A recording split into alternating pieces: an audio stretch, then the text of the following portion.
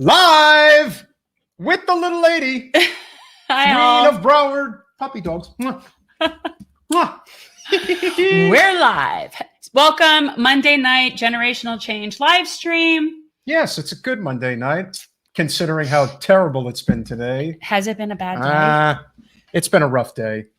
You know, my favorite basketball player, Scottie Pippen, growing up, his son passed away today. His oldest son. Oh. Son was 33. Ironic of all the numbers that his son could pass on. He passes on his number. So, yeah, didn't release any information in terms of, hey, Adam, good to see you, brother. They didn't say what the reason was. That's usually private family stuff. I mean, you never want to assume, what the circumstances are as to why that had happened. But, it's obviously, it's very, very sad. But of course, we all know that life is fleeting and, nothing is guaranteed. So, we have to live every day as best we can. And, one of the things that I think we can lead with, it's an interesting thing that you did with. What did I do? With Florida Bites. Oh, okay. I thought Florida Bites was very interesting. And the reason why is because, as many of you know, Florida is one of the absolute worst states in the country for the handling of this pandemic. And even the people that we do know that have received at least the 2 vaccination shots, they're still not really changing much in the way of how they live. No, but that's on them. And the fact is, it just validates the fact that we just don't know enough to know what's going to be needed. The fact that if people are getting vaccinated, they still don't feel comfortable. You know what? I'd rather not talk about COVID. All right, so I'm kind of sick of talking about COVID. So if you want to go into focus on Florida, we could do that. I was going to do that first and then do my little Florida Bites, because Florida Bites is usually, and is full of reptiles, is usually a person that is a reptile. Cheyenne, welcome to the show. Thank you for checking in. Hair that's driving me. Oh, you have a hair that's in the way? How about my hair? I'm looking all, I think I got my new look now. Although my hair is not cut as well as I would like, but I thinking it's not too bad. Yeah. It's not too stiff. No. Not too stiff. Not too stiff. Remember to hit the like button. Watch on YouTube. That's where we want everybody to be. So instead of it being about people, I just thought it was interesting that there were 2 kind of insect stories that weren't really necessarily focused on Florida worthy. We should do scroll down. Yes. So just roll the thing. Well, you could just roll it. You're not. I'm gonna let you. Can I handle just show this. you this for a second? Yes. You see this little thing right there? Yes, I see that. Okay, so roll it with your finger. I am. While it's on the. Now roll. No, you didn't. That's not rolling. Okay, forget it. I'm rolling. Okay. Do you see how you just roll through them? Yes. All right. So we could do this if you want to do that, and we could talk stuff. I mean, you're going to need to talk about if whatever you want to say about the Gwen Graham appointment. That's not anything that I really. Well, I know a lot of people obviously are going to, they're getting prepared right now. The people who are planning on running, it's amazing. You never really have an off season. It just seems to go and go and go. And look, I've met Gwen many times. She's a very sweet lady. We always have a nice conversation whenever we see each other. Jen has had the pleasure of meeting her father, I think, on multiple occasions. A very different universe, but yes. But so what does this mean? What this means is why do we care? The reason why this is big is because there was talk that Gwen was potentially going to run for governor again against Ron DeSantis, or potentially run for the U.S. Senate against Marco Rubio. That obviously is not happening now. So you're basically presuming that if she takes that appointment, then that's taking those things off the table. Absolutely. Well, I think that's the safe bet. And, the truth of the matter is, not everybody, as much as people want to be in elected office and they want to be in Congress and all that good stuff, a lot of people don't want to go through the grind of having to, work the state and get the votes and stuff like that. So it's not that simple. And the idea that you're going to do it multiple times, it's one thing to run multiple times for Congress, but to run multiple times for statewide office in Florida, that's a pretty daunting task. So I certainly understand why people are waiting And I just don't know that taking an appointment necessarily precludes her from doing that. I don't see know. why taking that appointment and then turning around and announcing that, I by the way, guess. I'm running for governor in the next 2 months. I don't know. I don't rule anything out anymore. But I see your point. Your point is, so this You looks think like that she may this just now, be doing it for the title, so to speak? I don't know why saying, anybody "Hey, I am does now." anything. I just don't think that her accepting one thing precludes her from doing something else. I No, think I'm we've not seen saying- enough things that. I'm not trying to speak ill of the ladies. No, I think they should be able to do no, whatever that's they want to not do. what I mean. Whatever they want to do is perfectly fine. That's not what I'm talking about.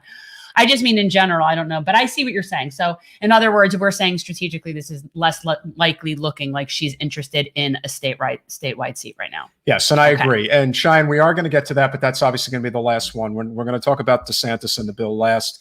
I think it's also important. Wait, you want to talk about that last? We can. I could talk about the police reform situation. I think you absolutely should. Because this is really interesting. So I noticed the other day that in the very same day, there were these two different stories. One is police reform bills face ticking clock as Florida legislative session comes to an end. But then simultaneously, there's this article about the Florida House plan on police standards moves forward. So, of course, I have to dig into this and figure out, well, how is it we're not really handling police reform if this thing on police standards is moving forward? Of course. And now I know why. I have the answer. What is the big giveaway? So this is it's not a giveaway. It's just not anything. So the reform bills that have basically been introduced this year have been many. Right. Chevron introduced ending qualified immunity. State Senator Chevron Jones. Sorry, she and Jen are on a first name basis. So, But so anyway, so everything from ending qualified immunity, which we've talked about. Sorry. To things requiring the usage of body cameras, like all of these different. There were so many following George Floyd last year, so many bills introduced, and none of them that would have any meaning whatsoever have passed. Now, what I would like to say about the one that is going through, because it's just, you can all decide for yourselves what you think about it. But what I did do is I did a screenshot because I want to read what is it Senator Geller? Is he a state senator? No, he's a state House representative. State House representative. District. Okay, so this is Joe Geller's response to what I will explain to you. So this is a compromise, and it's not one step forward. This is a number of steps forward, Geller said. It's been the product, I understand, of long discussion and long debate. I want to compliment those on both sides for doing the job we're sent up here to do, which is legislate, to come up with something, to advance solutions, to try to reach agreement where we can. So let's go into this with that in mind. So I made a few notes of what the new legislation actually is. This is what they're calling, this is an educational forum right now. Yeah, this is interesting. So this is what Geller thinks is a compromise that is several steps forward. This is the big to-do that we're getting as far as police reform in Florida. So wait for it. Mm-hmm. Okay. So for employment, officers must disclose pending investigations, and they must disclose if there was a reason or a pending investigation as to why they left previous employments. The employing agencies, meaning law enforcement agencies, must do thorough background checks. Agencies must maintain employee records for up to 5 years. This new legislation establishes standards for the instruction of officers regarding the use of force. It does instruction regarding proportional use of force. Chokeholds are only to be used if officer perceives immediate threat of bodily injury or death. Oh boy, that is a wide berth. Requires officers to intervene when another officer uses excessive force. And it gives officers a duty to render medical aid following the use of force. It requires use of force investigations be done by an independent review. Okay, so every single one of those things, which Joe Geller refers to as some sort of steps forward compromise, are things that not only should have already been in place for the past 20 years, but I think are in most other states. Not one of those things is what anybody I would ever talk to would consider any form of progress. Are you telling me so that up until recently, there hasn't been a law in Florida requiring officers to intervene when another officer is using excessive force, that actually needs to be written, that has to be put in a rule? This is what they're legislating, people. Oh, and by the way, and here's the bonus, this is for exciting, it adds the Kaya Roll Act. And the Kaya Roll, if you all remember, was the little girl, I think she was 5 or 6 years old, that got arrested and taken in handcuffs and put in the back of a squad car. Yes. You remember this? Yes, I do. Okay, so, Florida, now... Because we can't possibly get it right. No, we couldn't just use common sense. So this now has to be legislated here. No child younger than 7 can be arrested. No child younger than 7? Yes. 7. Not 7 or... Not 17. No, not 7 and younger. Younger than 7. So 7-year-olds, be on the watch. You're all still fair game for handcuffs. But yay, our House of Representatives here in Florida is so proud of their compromise. Jen, could you stop being violent, please? I'm so violent. Yeah, so the fact that now we're finally legislating that chokeholds can only be used if they perceive an immediate threat. What was the rule before? What was the rule before? Just do it for fun? Like I wrote down every single section of that legislation that they're saying is steps forward. And I, for the life of me, cannot see anything that resembles a step forward.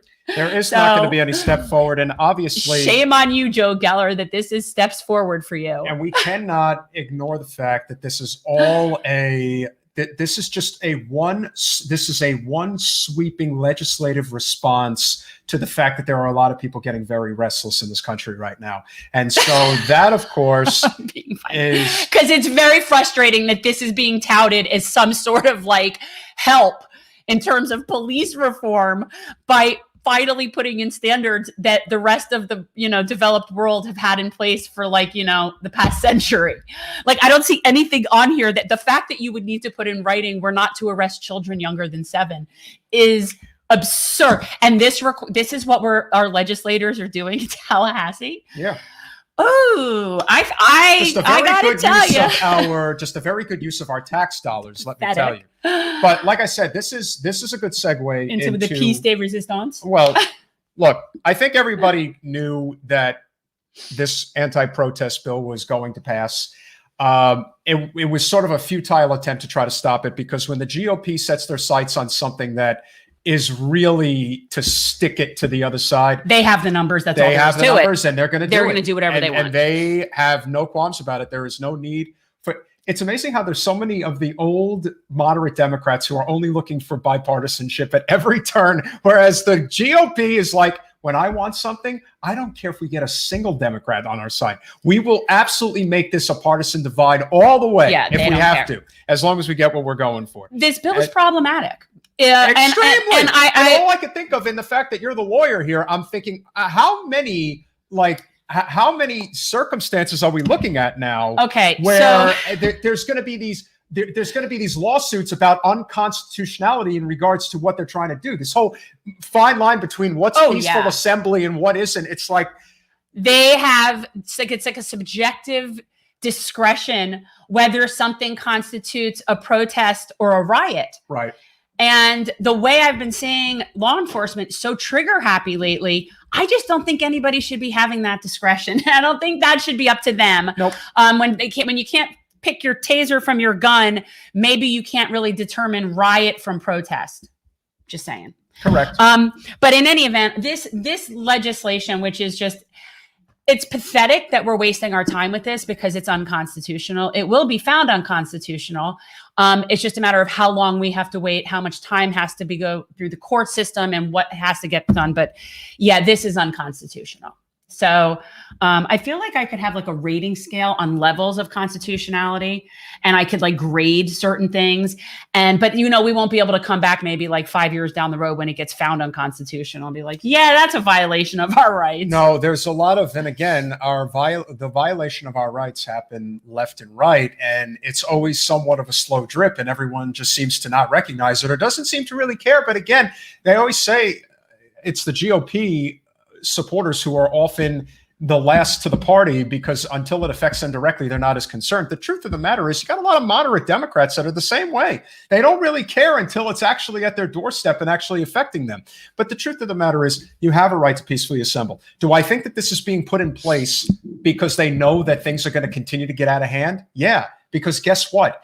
All of these mass shootings that have been happening lately, a lot of it has to do with the desperation that is happening in this country. Well, you're talking about which shootings, you talking about police shootings? I'm talking or about incel white men that are just that need something. I think it goes both ways. I think there are people who absolutely are at their wits' end. They don't care anymore. And there are some people who just want to take as many people, like the guy in Colorado. They just want to take as many people out with them as they possibly can. How about the guy who shot up the six Indian group? I mean, it's just absolutely amazing. What do you mean, the Sikhs? Sikhs. I said six. For the love I'm terrible. They're Sikhs. Sikhs. And yes. Yeah, no, I recognize that. Well, that's also more of a hate crime situation. Yes, it is. But again, when you are desperate, it is very easy to revert to that whole, well, this so and so. Well, we love to other. We love to other. We have to other. They are the reason why we can't get a break. It's because of the poor brown people that are trying to escape the wars we've started in their countries. That's the why. They are the cause of your sad lot in life. It's the poor brown people that are just trying to get from point A to point B alive. Yeah, that's the problem. Yeah, we're really not big fans of kicking down or punching sideways here. So it's just not our bag. But so anyway, what do you want to say anything else about that?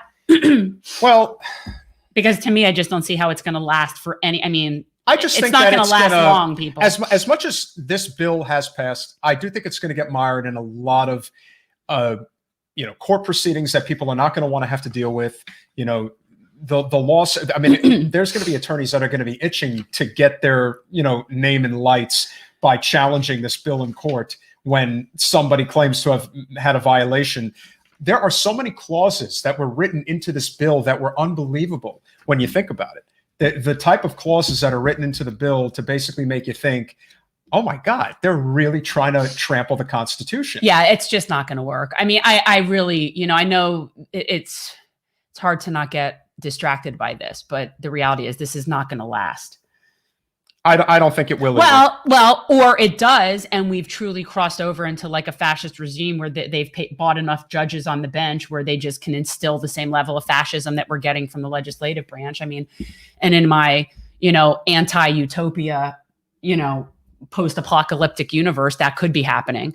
But assuming that there's any judicial, impartiality that exists or any sort of jurisprudence with intelligence, this is not constitutional. That's my thought. It was even more interesting as you had I don't remember what county this sheriff was on making the statement today. It's this gentleman right here that was making the statement with Governor DeSantis and basically was telling people, if you're going to register to vote, don't vote like the fools up north, like implying like, hey, vote Republican, not Democrat. I was thinking, you're a sheriff. You are technically supposed to be a nonpartisan representative. Yeah. Does that even exist anymore? No. Like, not here, not in Florida. Well, not in Florida, no. Florida, in Florida, and we are focusing on Florida. We are focusing on Florida, and Florida, unfortunately, has a wonderful reputation of almost getting everything wrong every time. And so this is just another example of how we get it wrong. And now there's completely wrong. This other thing going on. Like, should we go into that? We might as well. Florida's House plan on police standards? No, I did that. No. Oh, I didn't realize that they were too tied. I didn't realize that was the whole point of my whole thing. You don't pay attention. I do pay attention. I knew you were talking about that, but I'm saying I saw those both on the same day, and I thought that's really interesting. You weren't listening. I am listening. I didn't realize it was so there were a couple other interesting news stories that I weren't really like news-like. So I'm like, instead of doing our Florida bites and is full of reptiles, I did something else. Well, we are always enthralled when we get to talk about spiders and mosquitoes. Well, the little Zoo Miami thing discovers a new species of spider in South Florida. That just amused me. I don't know why, it just did. I have a fondness for arachnids. I know people don't like them, but they really are our Well, friends. I understand. Look, my best friend growing up, I mean, he's like, he thinks he's a tough guy, but when it comes to spiders or bugs in general, he's a scare. He's like a, he's like a titmouse. Yeah, I'm like, I have a very healthy respect for arachnids. But the other story that's really not good, that's interesting, which is there is going to be a release of genetically modified mosquitoes over the Keys. And this has been approved. They've been trying to do this. Why does it sound like a really, really, really bad idea? Okay, so I dug into this. I think it's important that people understand this. So it really is so untested properly, and they can't even make good enough predictions, but yet they're so willing to do this. I would encourage everyone to check this out if you haven't. So how this works is, they have they're saying that they're doing this to help spread help prevent spread of diseases that mosquitoes do, like Zika and dengue virus and all those things, which I'm sure. Dengue fever. Is that how you said? Whatever. Yeah, right. So, but here's how this works. So they have these genetically modified male mosquitoes. They release the male mosquitoes into certain places at the right time, so that when the native female mosquitoes mate with those genetically modified male mosquitoes, the offspring will be that doesn't live to adulthood. So it's basically what they're claiming is they're going to be reducing the amount of airborne or mosquito-borne illness by reducing the amount of the adult mosquito population. However, this has only been tried that they've shown in Brazil, and they have absolutely no real results. And they also say that what happens is it only breeds, that the females die, the baby females die, only male mosquitoes bite. And so by killing off the female population, you're controlling the population. It's doing a few different things, is what they're saying. That's what they're saying. Doesn't mean that that's what's happening. So in the meantime, you've all seen Jurassic Park. Yeah. Well, no, all right. That's okay. That's a little paranoid. But what has happened is they're not necessarily seeing the death rates of adult mosquitoes that they would. And now there are variants of half GM mosquitoes that are just living and flying around. Now, maybe that doesn't change anything. I don't know. And I'm not being like, Jurassic Park paranoid, but correct. I don't know. You're creating a species of something. I mean, we have enough issues with species migrating unnaturally or being migrated, like things like people bringing iguanas or different things into countries that end up taking over their local ecosystem. Like we have pythons in the Everglades. They're not supposed to be there, and they're screwing with the ecosystem. So when I talk about genetically modified mosquitoes, one, it has not been shown that it helps in any way stop the spread of disease. And two, they have no other further information, because this was done recently, what this could do. So in other words, why would we be doing it? Well, that's one of the arguments when you think about where people, well, of course it's about profit, but there's also the possibility that you could be contracting something very dangerous. I mean, genetically modified mosquitoes. Well, right. And the research that they have is very, like, it's not like it's bad. It's not like it shows that people are dying or whatever. It just shows that it's not doing anything. There's no evidence that it's doing anything, and yet it's interfering with the nature of things. So I have a problem with this. A lot of the people in the Keys, actually, go figure, don't want a bunch of genetically modified mosquitoes released over their homes. And why would they? Why would they want that? No. So maybe it has something to do with property values. I don't know. So they don't want this. They are protesting it. Obviously, I'm opposed to anything. I'm not getting it. I'm not getting it, people. I think we're also, that's another thing that I think is going to be. There's so much money that this has been trying to get through, and they've spent so much money fighting for this at this point that that it's got to be about big bucks. Well, that's what I'm thinking as well. But as the climate continues to change in the wrong direction, I'm often wondering, what type of diseases are we going to be dealing with because of the fact that it's not going to be proper seasonal change, even for Florida. Well, and that's what they say, of course, is going to increase mosquito transferred illnesses, which is why they're saying that we need to do this. I'm just not believing it. So just for people to be aware, this is going to be the first time in this country that this has happened.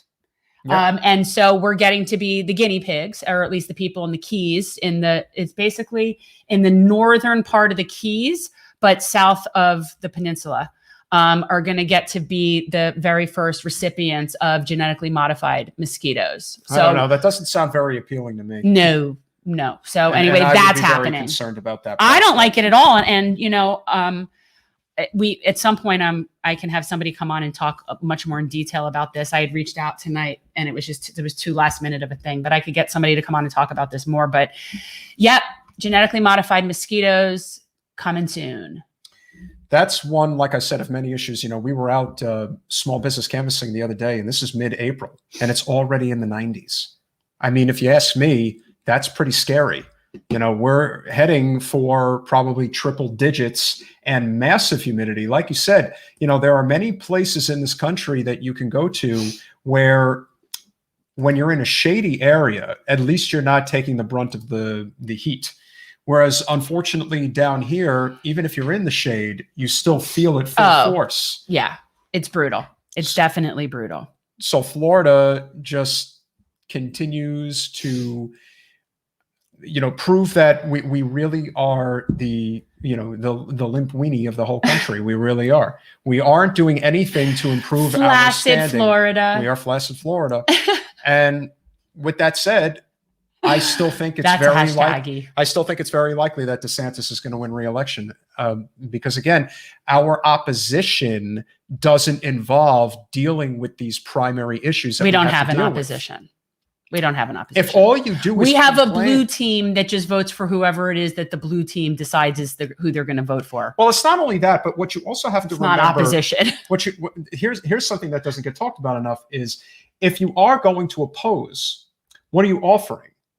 Because I pay attention to what Nikki Fried says. I pay attention to, any of the potential up and comers that are trying to, challenge and take shape of this whole political landscape that's building and trying to fill their lane, so to speak. But all I keep hearing constantly is about how bad the GOP is.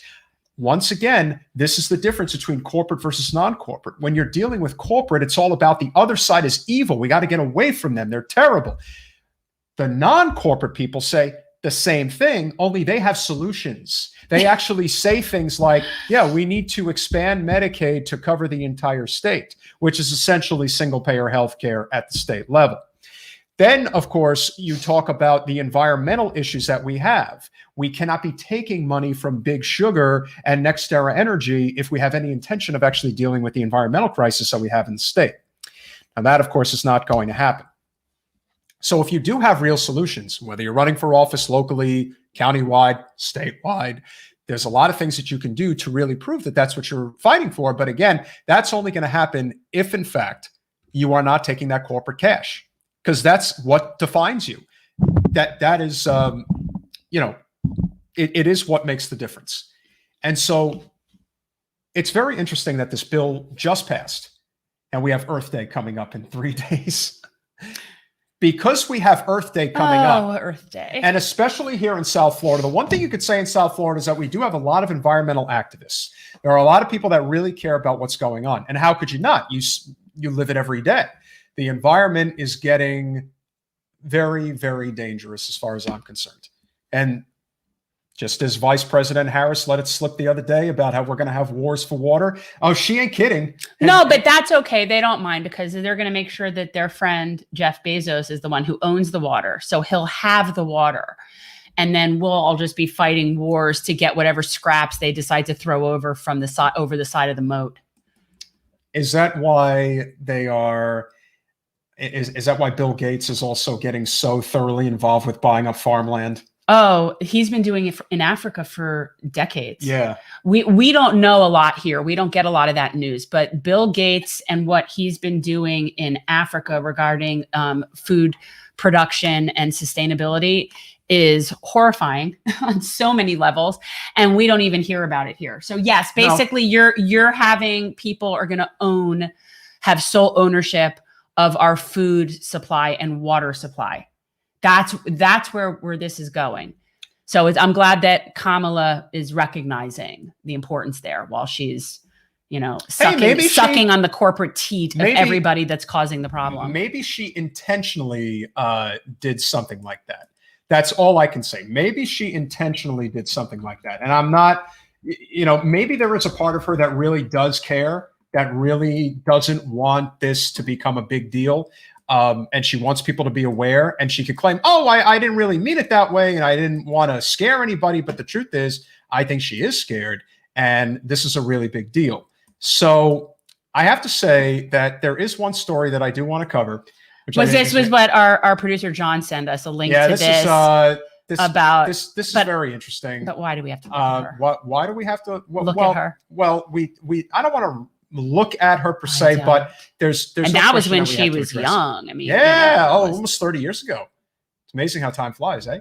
But yes, this is definitely something that we do want to cover. Okay. So I want to hide,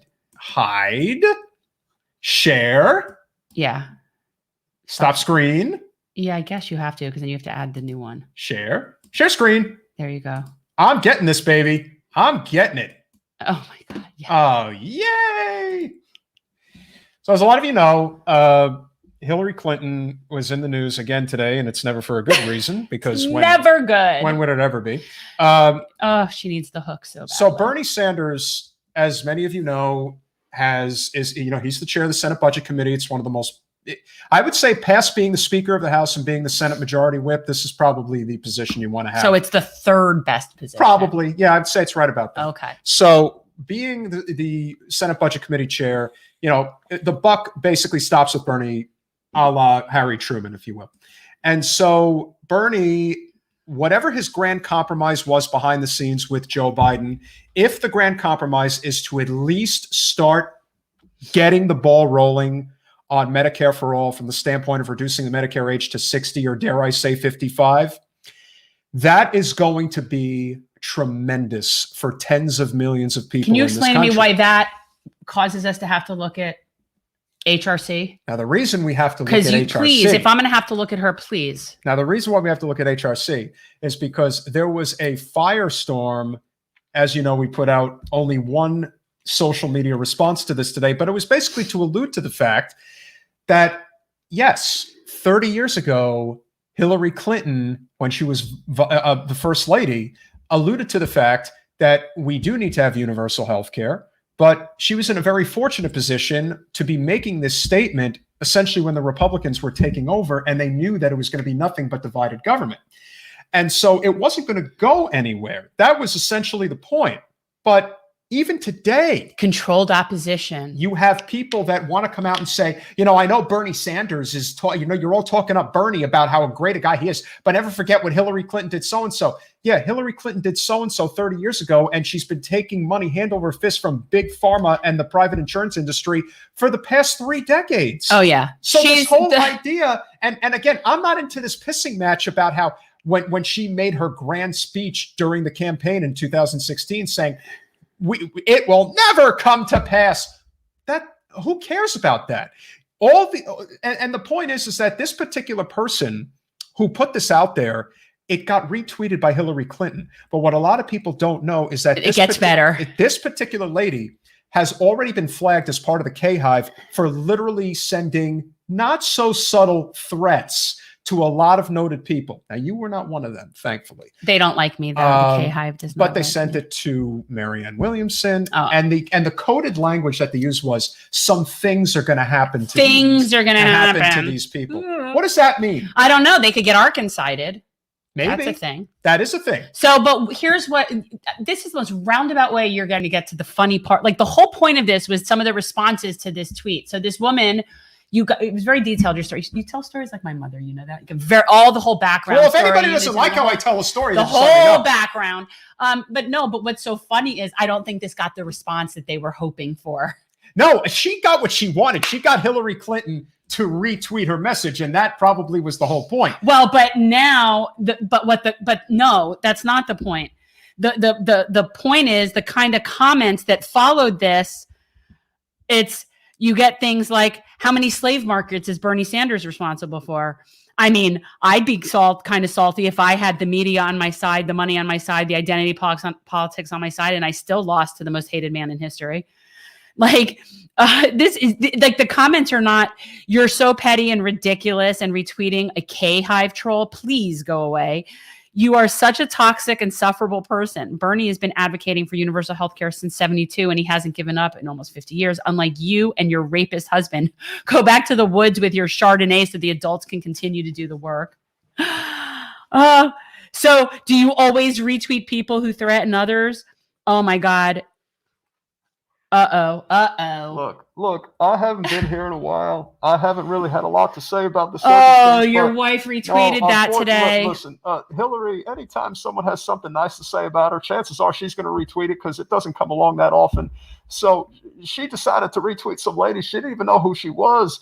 We're reading some of the comments to her tweet. Okay, so here's one. Well, hold on. Thanks for Trump. Your career has been uniform failure at every position. Your psychotic thirst for money and power has only been eclipsed by the havoc you've wrought across this country and the world. Are they talking about me? No, they're talking about your wife. Oh, they may be talking about both of us then. I don't know, but this is pretty specifically towards Hillary. Well, look, Hillary, she ain't going to apologize for doing something wrong. I don't know how to do that. I mean, she may, deep down know that she was wrong for retweeting a lady who was basically threatening violence. And, we hear all about violence lately. It's kind of crazy.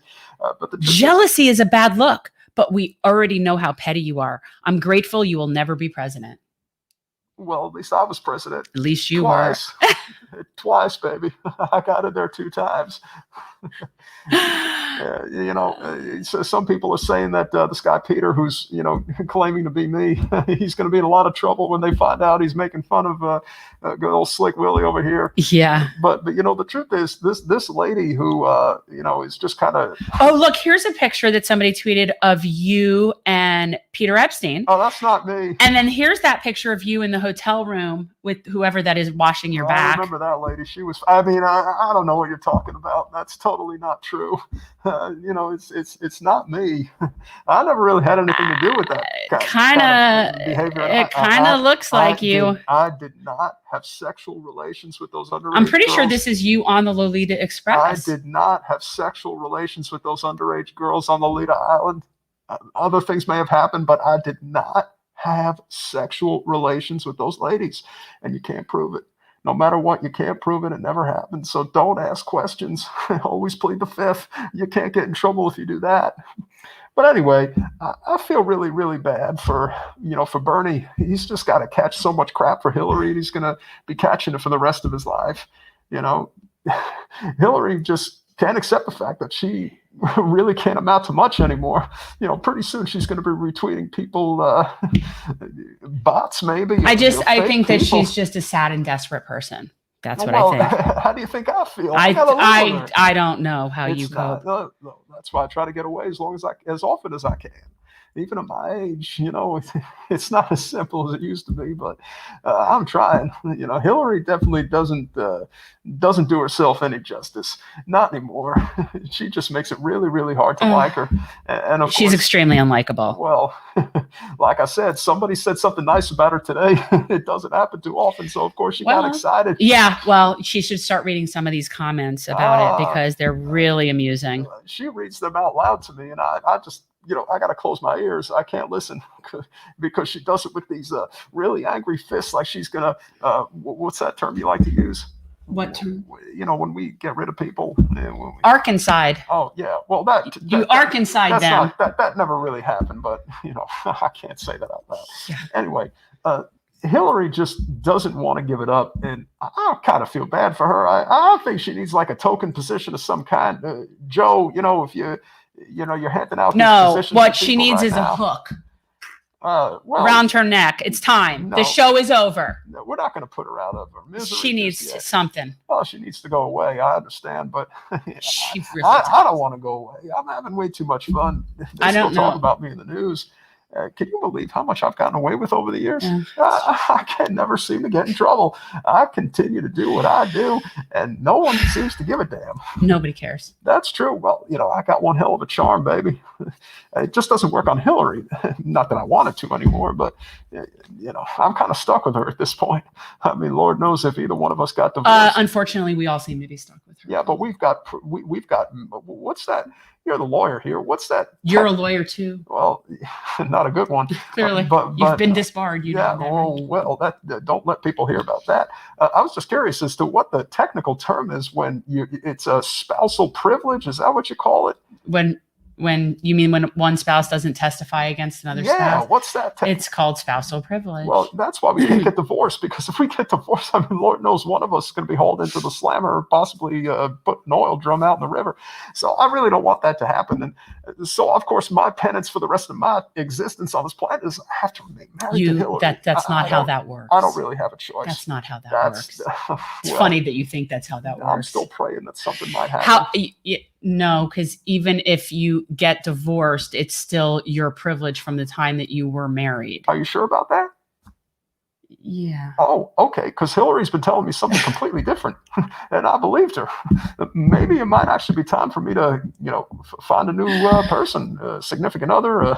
It would have been privileged at the time. I got the privilege exists at the benefit of the accused, and it exists at the time that the privilege is asserted for. Yeah, that was well. Maybe this is why you were disbarred. I mean, I don't even know. I mean, look, I passed the bar in Arkansas. You know what an easy. I'm not going to mock anybody. I don't know. We live in Florida. I passed. If I can pass, anybody can. That's the beautiful thing about taking the bar. Even Slick Willie can pass the bar. And I didn't even study. I was just guessing the whole time, and I guess it kind of just paid off. So it got a great. So we're having a good guest tonight, hopefully, right? Because is he definitely showing up? That's my understanding. He better show up. Elijah. I just wanted to give you some entertainment. No, he said like 9:30. Okay. So all right. So we have a few minutes. But anyway, I thought it was really great to come to see y'all tonight. It's been a while, but of course, Hillary had to stick her nose in the news today, and anytime she does that, it just gives me a lot more of an opportunity to come and say hi to all you folks, because when she starts screaming like a Looney Tune, I just got to get away for a little while. And your crowd's really, really nice, really wonderful. It's nice to see you, Jan. Yeah. Still got to get this lady up to Washington. I'm still, still hoping that you might actually, I can't look at that Debbie Wasserman Schultz. Oh, God, I have nightmares about the queen of the witch, whatever you call it, the wicked witch of the east, west, wherever. She's kind of a devil. I don't like devil ladies. I like angels. I like sweet ladies. The ones that are well. You're not into cankles, are you? I'm going to get in trouble with Hillary if I answer that question. I'll see y'all later. Oh, Bill, so fun. He must be a fan of cankles. Oh no. What are you doing? Wait, the glasses. I cannot even see straight with these glasses on anymore. But I just want everyone to know that I know my name was in the news today, and I know Hillary and her people are talking badly about me again. Listen, she's never going to let it go, and that's okay. I am the chair of the Senate Budget Committee. And you know what that means? We are going to find a way to make sure that Medicare is lowered, the eligibility age down to 55. We're going to get to 55. I said 60. I thought that was going to be good, but we're getting a little greedy. I don't think so. In a good way. I'd like to be. I would like to be optimistic. We are definitely optimistic. That is exactly why Hillary decided to retweet that message that was sent out there today, because she doesn't want to not get credit for something that I've been working on for the past several decades. It is what it is. But we are getting things done. Did you also see that we put out a wonderful bill today that is going to include housing for all, part of our new Green New Deal, but it's green housing for all. How amazing is that? How is that going to work? That's a great question. And we obviously are going to be doing a wonderful infrastructure plan as part of it. And that, of course, is going to include all new construction is going to be up to standards when it comes to zero net carbon emissions. Now, we obviously are going to take some time in terms of getting it through, and Lord knows we're going to have to deal with your mansion and Kristen Cinema. What are we supposed to do? I'm just working hard to make sure that people understand that we're fighting, even if it isn't going anywhere. But we're damn sure trying very hard. Don't you guys know I'm trying very hard? Don't you believe me? Do they believe me? I think they do. I'm getting too old for this stuff. I'm pushing 80. Did you know that? Did you know that I am turning 80 years old in just a few months? That's pretty old. That's pretty old, and yet I'm still in Congress. I don't know what I'm doing, Jen. I don't know how long I'm going to be able to put up with my good friend Joe, because he's a good friend. I know, that's what's weird. But I am hoping that as long as I keep saying he's a good friend, we might actually lower the Medicare age. Do you know how many people will get Medicare if we lower it to 60? I forget how many millions. 17 million people will get Medicare. And if we lower it to 55, 30 million people will get Medicare. That's a lot of people. That's a lot of people. And a lot of people really need that help. So we have to do everything we can in our power to make sure that we lower that Medicare age. That is a very critical part of the next bill, or bills, I should say, that we're trying to get through right now. Bill was just here. You just missed Bill. Bill and I are not on speaking terms anymore. He personally thinks that I was going to ruin the Democratic Party and his own personal party. I have no knowledge of what that means. Well, he pretty much thinks that, it was you and Russia are the cause of everything in his life. That he only says that because I'm part Russian, and that's his way of making fun of me, because he's a hillbilly. And I also think it might be because he was hoping that she would be president and that he wouldn't have to see her as much. Well, because I do think that he might have thought if she became president, then he'd have a lot less time with her. And I think for him, that's probably a good thing. Well, he should thank me. I mean, I went and did you see? I did 37 rallies. Well, I would think he would be thankful. Well, yeah, but I'm not part of their club. I don't want to be a part of their club. I do not take special interest. You didn't want to fly in the Lolita Express? I did not. I don't even know what that is. I don't want to know what that is. You know what that is. Lolita, when it came out in 1961, it was a very disturbing movie, and I was a young man at the time. I do not want to hear the word Lolita. It's a bad word, dirty word. Don't want to. Because Bill Clinton was on that plane 26 times. Well, look, I can't comment on that. And went to the private island of Jeffrey Epstein. Well, I don't know anything about private islands. I don't frequent private islands. Jane and I bet your really good friend Joe knows all about it. Well, look, as far as I know, Joe's never been on the island, so that's okay. All right. Delaware's its own little island, and I'm sure they do wonderful things in that state that I don't want to know about. Delaware is a corporate island. Delaware is definitely a corporate island. I will not dispute that. That is definitely a source of a lot of corporate shenanigans, is Delaware. There's a lot of shenanigans that go on all throughout this country, but we are working hard to build a beautiful, strong coalition, and it's going to sustain itself for years to come. We're going to make lots and lots of changes, however small, however slow, but they're going to happen. I promise. That's why when the Medicare age gets lowered, lots and lots of people are going to say, hey, how come they're lowering the age only to 55? How come they're lowering it to 60? How come they're lowering it to 50 or 45, 40, 35? How come everybody doesn't have Medicare? Well, I think that you also need to simultaneously be starting it at birth. Like, I think it needs to be coming down from the bottom and down. Like, it needs to be coming both ends. I totally agree. It needs to be 0 to 5. That is the age where it's most necessary. Yes.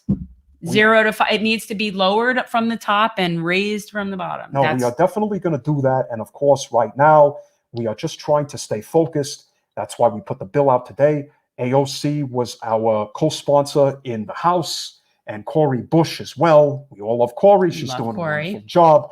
And of course, Ed Markey, my friend from Massachusetts, was also part of this process. We thank you, Ed. You're doing a wonderful job. You're all doing a wonderful job. Now, could we just get the rest of you guys on board with reality? Because climate change is the most existential crisis of our time.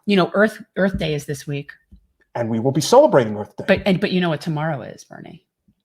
Yeah. Well, look, I don't participate, but tomorrow's 420. If you participate and you want to smoke cannabis, that is your prerogative. I believe in civil liberties. That's why Rand Paul and I get along so well when it comes to these types of issues. And of course, let's not forget, Joe did say that he was going to take our troops out of Afghanistan. Yes, and then he increased our budget. Then he increased the military budget. Well, again, I'm doing the best I can. We don't need to increase it. We need to decrease it, as my colleague and friend, Pamela Jayapal, came out and said that we need to do that. and we are definitely working hard to make sure that that happens. But with that said, I have to be going. I know you have a special guest coming on very soon. Seems like a lovely young man, and he's doing a great job, as are He's you. one of our little South Florida revolutionaries. We have a few. That's great to hear. I thought Florida was forgotten. Didn't matter. Well, you forgot it. You didn't campaign here. Well, they didn't exactly want me here. No. And of course, Debbie Wasserman Schultz, she may be a fellow tribe member, but she and I are definitely on opposite sides of that tribe. I don't want to have anything to do with her. And of course, she doesn't want anything to do with me. And so by extension, she tells all of our people to tell me to piss off. So that's the way it goes. But hopefully for you, you'll have better success. That's all I can say. I love you guys. Thank you for tuning in. Really appreciate you. See you later.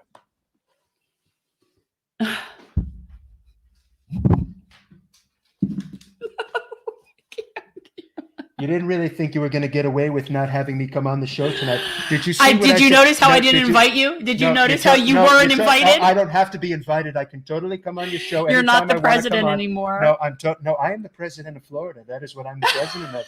And I'm the president of Mar-a-Lago. Really great place. That's not a place. That's a sovereign nation. Hold on a minute. I just wanted to come on and say I was really. Don't invite you. I was very proud. I was very proud of President Biden. You hear what I called him? I called him President Biden. He won. That's okay. So anyway, I was very pleased to hear that he's bringing our troops home. I just think he should do it on May 1st, which is the day that I decided the troops are coming home. And it's more important to listen to what I'm saying than what he's saying. But nevertheless, we're very grateful that he wants to bring our troops home. He's doing a really great job there. And I applaud him for that. And I said so in that memo that I pretended I wrote. It turns out that Melania wrote it for me, but she does a really, really great job with that stuff. Anyway, I just want to say we totally don't want war. All we want is to take your resources. So just give it to us. Don't fight us. We won't fight you back, but we totally need your oil. We need your minerals. We need all those things. And we won't hurt you.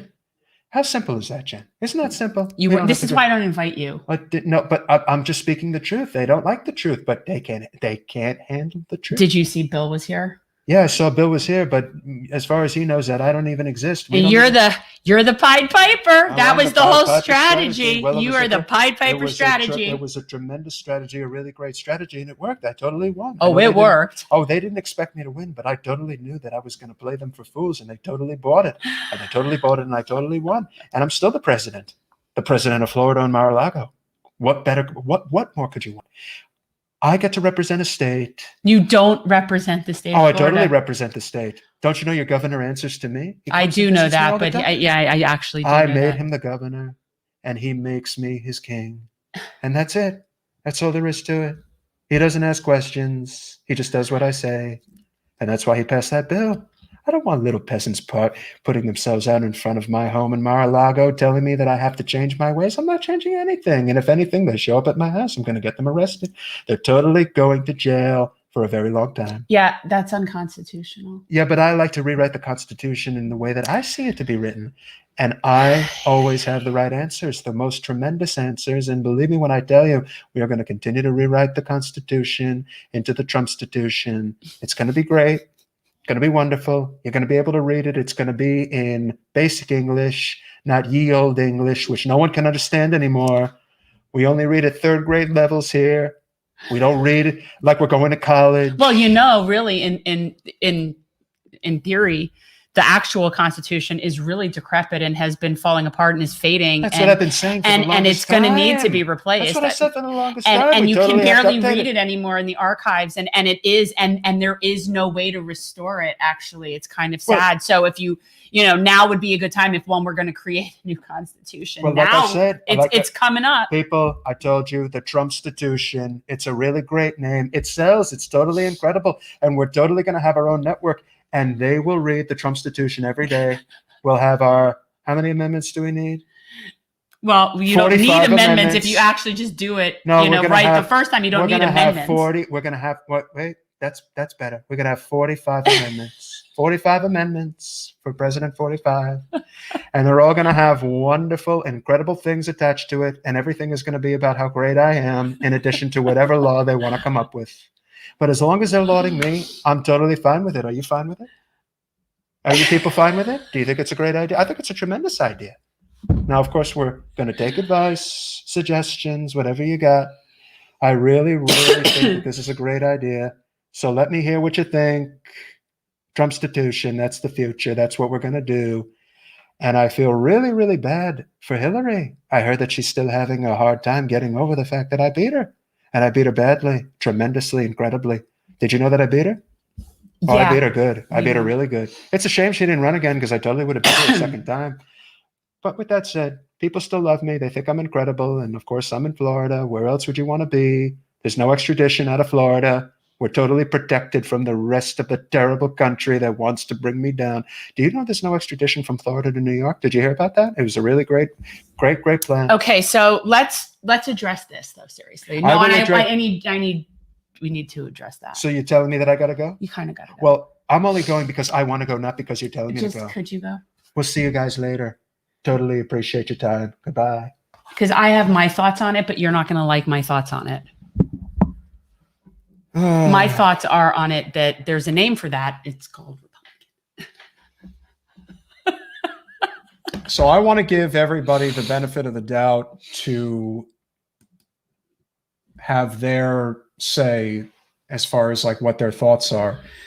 So a legacy Democrat means this is somebody who is a Democrat that basically their father was a Democrat, their grandfather was a Democrat. This is just something that's been, in the family for a very long time. And when someone says they're concerned about the progressive movement inside the party, you grew up as a more conservative Democrat in the generation today. I feel the more the parties move too far left for us in the long run. I feel though the conservative Democrats like myself are left behind and ignored and every change in the party favor of the most progressive policies. So what I'm going to say to Dark Sage is what you have to understand, because there's a couple things to understand.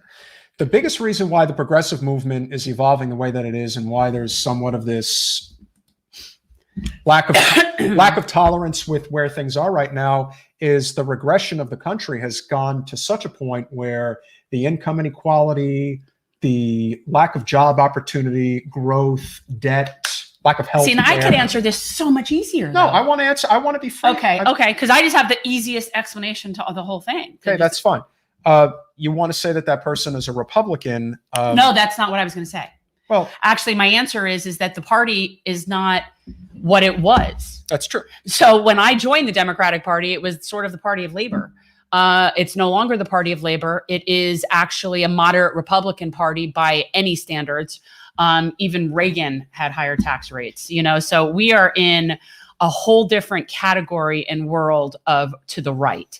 So just because they keep putting somebody up in a blue outfit doesn't mean that they're still touting the same values. You see, when somebody like Dark Sage says, I think we need to move back to the center, this is there's nothing of substance that you're actually saying. And what I mean by that is, what does that mean? What does that mean?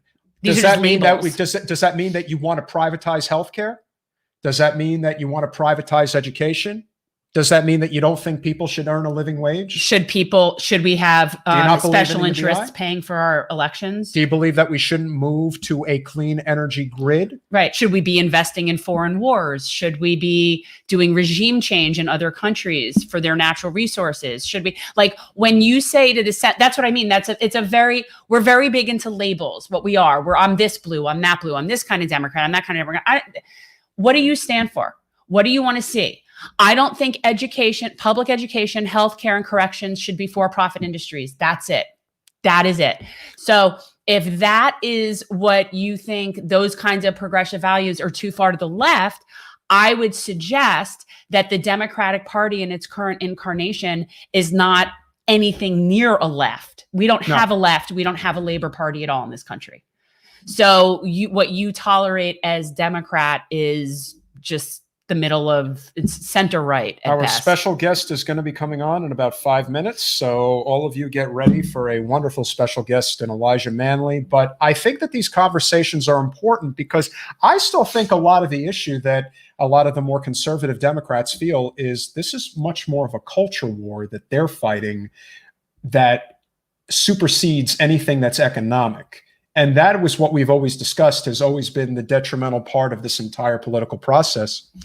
You have, as I'm sure somebody like Dark Sage would tell you, they're probably a Dixiecrat. They're probably part of that coalition of Democrat that just never left the party, that kind of have, But then I think you need to realize that where you are probably now really philosophically and policy aligned is probably not with Democrats anymore. The biggest issue that we have, and again, for me, I'm a progressive libertarian. What I mean by that is both of us are that.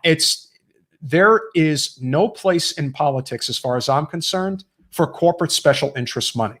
It has no reason to exist. And that is why, as we are seeing the detrimental side of the Democratic Party, Mr. Dark Sage, you have Joe Manchin, who is as conservative a Democrat as it gets, basically driving the party. Let me tell you this.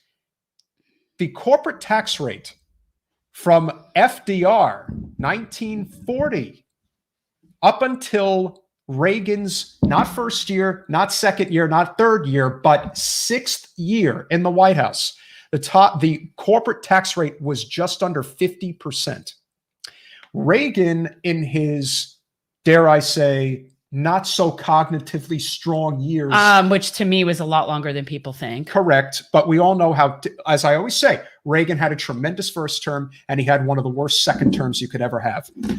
Ultimately, in his second term, he did a lot of terrible, terrible things. And one of them was to reduce the corporate tax rate from 46% down to 35%. That stayed that way. It never got brought up again, not during Clinton, not during Bush, not during Obama. But when Trump was president, he reduced the top marginal tax rate to 21%. And that is where it sits today. And that happened in 2018. Now, Joe Biden claims that he wanted to raise the corporate tax rate back to 28%. Imagine knowing that the corporate tax rate was at a standard bearer of between 46 and 35% for generations. Right. And now he wants to start at the half mark. What do you think is going to happen? They got it at 21. He says, I want 28, and they're going to settle on 25. Why didn't he say 35? But see, then it brings me back to the point of, but then why is what we're saying so progressive? They're regressive. Correct. I mean, we are the moderates. Well, in any other developed nation in the world, I would be pretty much right in the middle. Yeah. There's absolutely nothing in any other developed nation in the world that would consider me really left. By the way, Dark Sage, just so you know, Nancy Pelosi, who seems to be the poster child for every, suburbanite moderate liberal that's in this country, never forget that her political hero, as she likes to say, is Ronald Reagan. That's not a mistake. That's not a one-time off situation. You can look that up online, and she has said it dozens of times. So if your philosophy is trickle-down economics is what we need, and you think that that's what the Democratic Party should be doing, then we have one of two choices. Either we are going to have a massive progressive takeover of the party, or a third party is going to rise from the ashes. Or, dare I say, there's going to be a takeover of the Republican Party, because people are not going to settle for this anymore. We need a nonpartisan labor movement in this country. That is the only way we're going to fix this problem. And we need a general strike across. We need a multi-union, multi-industry strike. Yeah. And that's really what needs to happen. I mean, we need all of them to come together. I mean, it's when the teacher's on strike, everybody should be on strike. When anybody else is on strike, the teachers should everybody needs to come together, or it's just they're getting creamed. And the political cronyism is just off the charts. Even today, we support two candidates who are running for mayor in New York City. And one of those two candidates who is running is a former teacher. She was not even given consideration for an endorsement from the teachers union. And why is that? Because the head of the teachers union is part of the political establishment, as thoroughly involved in the establishment as anybody could be. So did they give anybody an endorsement? Yeah, they gave it to Scott Springer, who's basically the establishment choice. That's who they, again, that's who they're getting behind. Did they and even talk? I wonder if they even spoke to Yang. No, because Yang is not, Yang, there are a lot of people who think Yang is anti-union, but Yang is really anti-corruption. And there's a lot of corruption within the unions. And, and Yang has a lot of criticisms about the way public education has been handled in this country, and rightfully so, Because again, here's a prime example of that. Even though they were not going to endorse Yang, and Yang is clearly the front runner to become the mayor of New York City, but they're going to try to coalesce behind one establishment guy. And right now, it looks like they're moving away from Adams and moving to Springer. So if that's the case, what this should tell you is that it was not a fair and equitable process. A teacher, yes, an actual teacher who now has over $2.5 million in her coffers for the mayoral race and is now starting to climb in the polls. They didn't even screen her. Well, I mean, are you really surprised? When Jen ran for Congress against They Wasserman wouldn't Schultz, screen me either. the teachers union was not allowed to screen her. Why? Because the head of the teachers union, Randy Weingarten, has a relationship with Debbie Wasserman Schultz. And that is no different than any of the establishment heads that are running the unions in a lot of places around the country. Now, when it's a rank and file decision, that changes everything. It really does, because the rank and file, when they get to choose, they 99% of the time choose the right candidate. They're not presented with it as an option. That's the correct. Thing. So that's what happened. They don't get to know. And so in this case, because unions have been so decimated in this country, union busting is a lot more. It's not even that it's acceptable, it's that it's possible. If we had strong bottom-up unions in this country, yeah, all of that stuff. Well, I mean, look, we're obviously supportive of the PRO Act, and hopefully 1,000%. And hopefully, we'll start to see some change. I mean, what happened in Alabama could be somewhat defeatist, but in reality, they were so stifled. They really were, and so they didn't really have that was not a fair. Dark Sage, all I'm going to say is that when you come off with these types of responses right away, I am pro oil and I am 100% coal mining. Look, could you just do me a favor and tell the audience where you're from? Why are you even? I want to know where you're from, because I want to know where you're from. But why are you even entertaining the troll? Well, I don't know if it's Look, necessarily our guest a troll. is here. But all I can tell you is, if this is what you think the Democratic Party should be, then we're in a lot of trouble. Well, I would just say be a Republican. Yeah, you're better off. Well, that's much more aligned with what you're saying. I mean, anybody who is specifically anti-green energy and pro-oil, that doesn't even sound like the pretend Democrat Party to me. So all I can say is, this person who decided to come in the chat today decided to say, I'm really concerned about progressives taking over the Democratic Party. Well, guess what? One of the people who is about to come onto our live stream is one of those future leaders who is going to, is going to take over the Democratic Party. I would make peace with the shift to the left if I were you. Who is that? Dark Sage. And on Twitch. We're getting some Twitch support. All now. right. So with that said, without further ado, he is not only a tremendous community activist, he is also a friend. He is the new president of the Broward chapter of the Florida Democratic Caucus, or the DPC, the DPC, the Democratic Progressive Caucus of Florida. Got to say it right. And it's about, but he's a force. So he's kind of like, I don't know, he's a little bit of a local celebrity. I mean, he definitely makes his rounds on different media and stuff. Well, he ran for president. So he did run for president, but I'm sorry, he was never old enough to be president. But it was a thought that counts. It was a thought.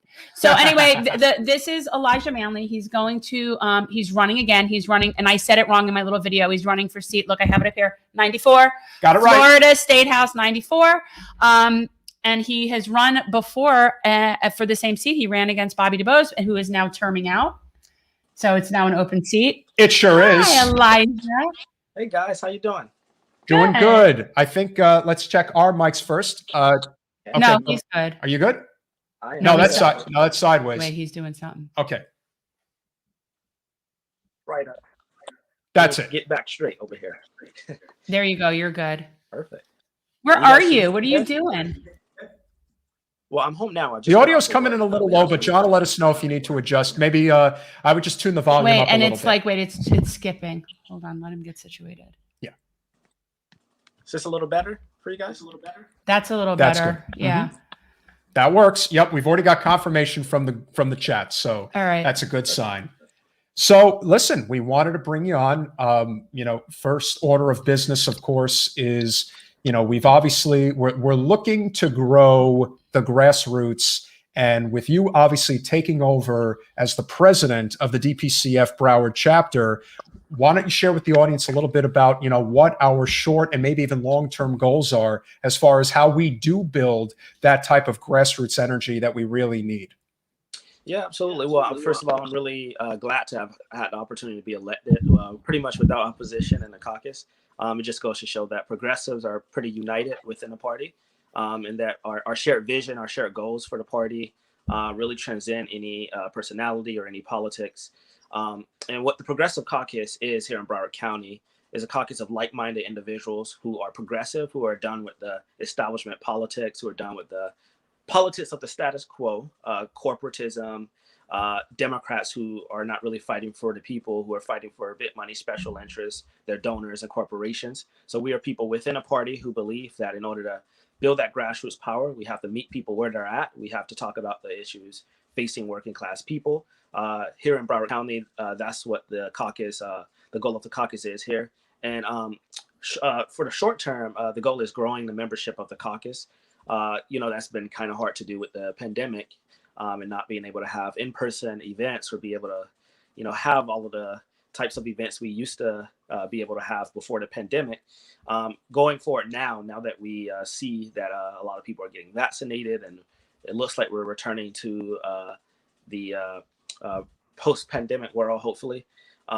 It looks like there are a lot of opportunities to just do things in the community. And I think that's the important part going forward, what our caucus needs to do is really meeting people where they're at, meeting working class people where they're at in their communities. Yeah. That's what we do. Yeah. I mean, that's what we do is we just be, when you do community service, that's where you make the most connections, build the coalition. And it's sort of like this snowball effect. And then you're also simultaneously helping people that need help. So I do think that to me, the whole idea of a campaign is a campaign for service. So it makes sense that should be the priority. I mean, for sure. So talk a little bit about your district. Yeah, for sure. Well, I know the boundaries of the district is going to change in the coming months. But House District 94 is a East and Central Broward-based district that covers the majority of Fort Lauderdale, including downtown Fort Lauderdale and the northwest part of Fort Lauderdale. It takes in most of Wilton Manors, including the western part, some Oakland Park, some Lauderdale, some Plantation, some Lauderdale Lake. So it's a very central Broward district. We have port areas as well as some ultra wealthy areas. It's a majority Black district. And the average income, I believe, in the district as of the 2010 census has definitely changed a little bit. Was around 40 or 50,000. Right. So you're dealing with working class to vulnerable levels of population predominantly, and I think that's something that I don't know that the person sitting in that seat now has done a good job addressing, because that's not my seat. But now that this is an open seat, what does it look like in terms of the field of people that are getting in this? Well, it's, every day is looking better and better for me because it's one of those situations where with open seats, it's all about the person who has the most name recognition and who people identify the most. And having ballot name recognition has helped me a lot, has put me in a front runner position. And, with a crowded primary that puts me in the prime position for this seat, the winner of this seat is probably only going to win with about 30% of the vote, which is what I got last time. So that's a pretty good position to be coming in. And I assume I'll get most of the people who voted for me last time voting for me again. And some of Bobby's voters might cross over this time. So that's a really good position to be walking in at this current time. So far, there are about 3 of us in the race. I'm expecting there to be about maybe 6 or 7 total. But you're the only progressive. You're the only person that would be considered a progressive. That's non-corporate. Non-corporate, correct. Absolutely. And of the 2 candidates in the race that raise money, I'm the only candidate in the race who has not taken $1 from a corporation. My opponent has taken money from developers and there it is. There it is. Groups. That's and just for people who don't know, that means that translates into he's all for gentrification. If somebody's taking money from developers, you better believe they're not on the side of preserving whatever dignity of any neighborhood that is there. Elijah, what would it mean for you? Obviously, when somebody says, well, if you're, we have to keep evolving, we have to keep advancing. That's why the developers are coming in and, putting up the, nice, fancy shops and all that stuff. Not that they're small business owner or anything like that. But from your perspective, what would be an alternative in terms of something that you would do in Tallahassee to really push the idea that we don't need to be in bed with these land developers? We could actually be doing this a different way. Do you have any potential ideas as to what that would look like? Well, it's really hard to get anything through Tallahassee right now with the GOP control, and then with all of the swamp of special interest groups there, a true swamp for real. But I think there are a lot of alternatives. I think when it comes to development, there are a lot of alternatives. Smart growth is important. Right now, the problem we've been seeing in Fort Lauderdale, and that's gotten a little bit better, is infrastructure and development. We have to make sure that our infrastructure can sustain the development. If we're just building high rise after high rise and the water system and the pipes on the ground isn't being maintained, that creates a problem down the line. For the entire district or for the entire city, where you have people in rich and poor areas who can't shower for a couple of days, or they're on a boil water notice. And that takes us to another issue, and that's the clean drinking water issue. And that ties into climate change, that ties into bit sugar, that ties into everything. So everything kind of interlocks. But when it comes to development, I think the key to development is ensuring that we have enough affordable housing for people in the district. If we're going to be developing, and as a state representative, I won't be able to stop that development. I know that is usually going to be a municipal level decision. Yeah. It's important to make sure that the cities have the dollars they need from Tallahassee, whether that's through the Sadowski Fund, Trust Fund, or through other pieces of legislation so that they can build housing. So I have a couple models for how we could do that. One, I don't think that we have a lack of affordable housing. I think we have enough housing. It's just not being maintained, the public housing that we have.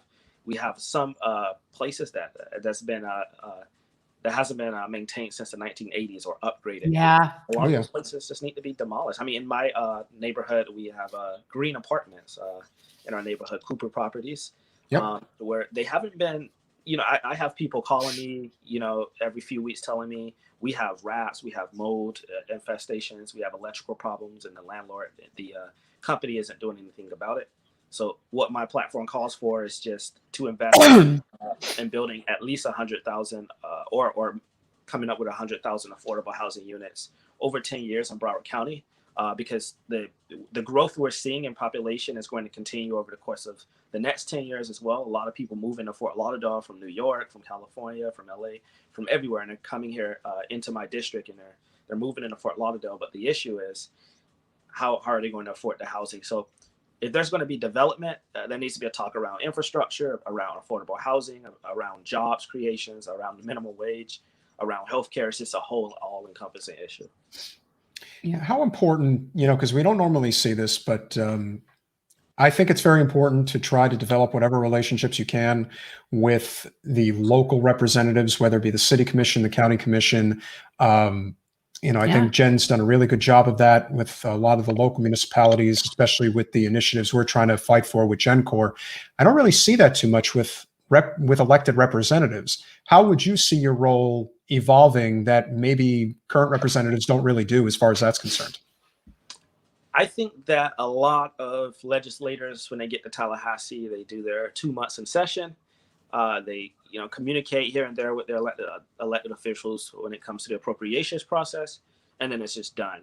I think as an elected representative, you need to be more in touch with the city, with the elected representatives in the city, including your mayors or city commissioners, as well as people in the homeowners associations, people in some of those city level appointed commissions, all the way down to the book club in the neighborhood, because all of those decisions that are being made, it's a whole all-encompassing network of people that are making those decisions in the community. So I think the most important thing is especially if we're talking about something like infrastructure development, a lot of the cities, a lot of the revenue that they get comes from the taxes, the property tax, but a lot of money they get comes from Tallahassee, and the way they get that money is through the appropriations process, through their state representatives and state senators, as well as through legislation that gets passed and appropriated through the budget every fiscal year. So they have to come and ask for resources, and the state representatives should be more available to those requests.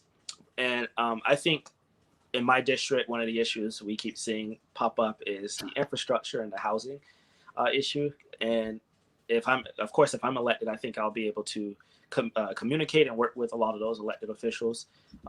Some of them are supporting me in this race, some of them are not.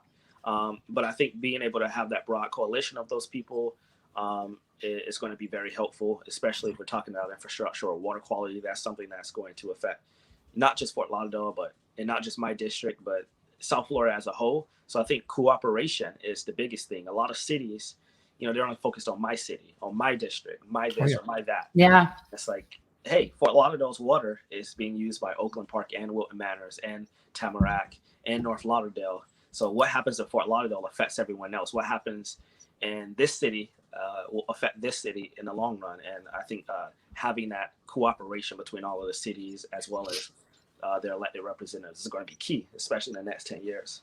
Yeah. And I think, what's also interesting is not that they're just related in that way, but literally the infrastructure is related. So for example, our water supply comes from those canals that are crossing over somewhere in the Miramar area or wherever they are over in the Everglades. And those canals are where the water comes. So the water has to go through infrastructure in multiple different places. It's not like Fort Lauderdale just, all of a sudden creates its own natural spring water that it's just, bubbling up from there. So, and yet there is so much tribalism in a lot of these municipalities. And in a lot of cases, it's them passing the buck. And one of the big issues we came into contact with when we were canvassing specifically in Hollywood, and I know this is an issue in Fort Lauderdale too, is the Airbnb. Yeah. And what the Airbnbs are doing to a lot of the people that are residents that just want to have their normal neighborhoods. And what they found was the city said, oh, it's not us, it's the county. The county said, no, it's not us, it's Tallahassee. Tallahassee's like, no, you got to talk to me. And it goes around and around and around, and nobody does anything. Yeah. Oh, yeah. That's a big issue because there's like several sides to the Airbnb. A lot of cities want to regulate it, and Tallahassee says, no, we want to preempt your ability to do that. And then, you have some people in the city that are like, I want more Airbnbs. Some people are saying, I don't want any more because it's too noisy. You got the college students coming down. You have spring break. You have people partying late at night. And then I think a lot of it is people deflecting responsibility. Well, that's the whole thing. They don't want to say no, so they want to blame someone else. And they just like this circle of pointed fingers, and nothing's getting done to help these people that are unhappy with their representation. Right. And I know a lot of cities are trying their best to deal with it, but then Tallahassee is making it a little harder because they are trying to pass legislation that makes it harder for you to regulate any industry as a city. They just with this HB1 bill, which does a lot more than crack down on protests, is also saying to cities, hey, you can't take any money away from police. And if you do, then, we can come in as the legislature and say, no, you can't do this. And a lot of cities are I think home rule is just very important. And Tallahassee is making it harder for, anything to get done, because if any progressive change is happening, Tallahassee is looking to stump it out if they have the power to do it. Today obviously is a very somber day. The anti-protest bill did move through, not a surprise. But for somebody like yourself who very much shares Jen's vision that representation is a term of service, not a career, you are a true activist in every sense of the word. You like to be out in the field and speaking up for causes. How do you foresee this ultimately unfolding? I do think that this bill is essentially unconstitutional. Oh, it's definitely unconstitutional. It's going to cause a lot of problems. And I do think we're going to find out very quickly, because Earth Day is in 3 days and people are going to be out in the streets protesting. Wait, well, just so you know, this doesn't go into effect until when? Does it say? I think immediately. Oh, it is immediate, because the police reform bill that I was reading about is July 1. So that's why I wasn't entirely sure that whatever they're putting through, the fake police reform bill. It just goes to show you, because this bill was DeSantis's brain trust, essentially. If he puts his mind to something and he wants it to get through, it's getting through. So what's going to happen this week? What's going to happen on Earth Day, Elijah? Well, it could be a bunch of arrests. That's like that's what I can see happening. And HB1 passing and that going in effect immediately, just being that those protests are now criminalized, and I know. people can just go and run people over now with their cars. Vigilante justice, what they call it. So I mean, I can say I'm afraid because I go to a lot of protests, but we saw a lot of protests for the first time last year. First time people coming out protesting, kids organizing mini protests, Yeah. or little rallies. I mean, now someone can just go and run people over and kill them because they're blocking traffic or just because they're in a protest. I mean, that's just wow. And this is going to scare away a lot of people from speaking up. Yeah. That's just how they roll. They roll through fear, and we can't really let them. And they, unfortunately for them, they don't realize there are certain groups like the Extinction Rebellion people. They just feed on that. They're wanting to get arrested. So it's like there's certain groups that are going to be like, bring it on. I mean, it's in some ways it's going to facilitate stuff that we don't want to see, but that might be necessary. But I know that there are definitely groups that are itching for this kind of stuff because this is going to have to be tested, but it is going to be found unconstitutional eventually. Or we're just a completely fascist state and it's all over and they've completely taken over the courts. Right. Well, I hope not, but I do too. I know. It's like I got my little constitution here and I know it's unconstitutional. Well, I definitely suspect that like groups like ACLU and others might sue in court. Oh, yeah. It's not. Oh, yeah. It's going to be like that with a few things. I think with that bill, with the anti-trans sports bill, the other bills that they have coming through, the election. Let's bill. talk about the anti-trans bill because I'm sure you're very well versed on it. This is something that I do think is often used as a wedge issue, but is also a very important issue when it's being used like weaponized like this, because the people that get hurt are the people that are our most vulnerable people. So if you would just explain what Florida's anti-trans bill looks like. So it's entirely unnecessary bill that is addressing something that isn't even a problem right now because there are already things in place. So essentially what it does is it bans transgender students from participating in sports virtually, as well as general inspections to ensure that a child's sex matches the team they're playing for.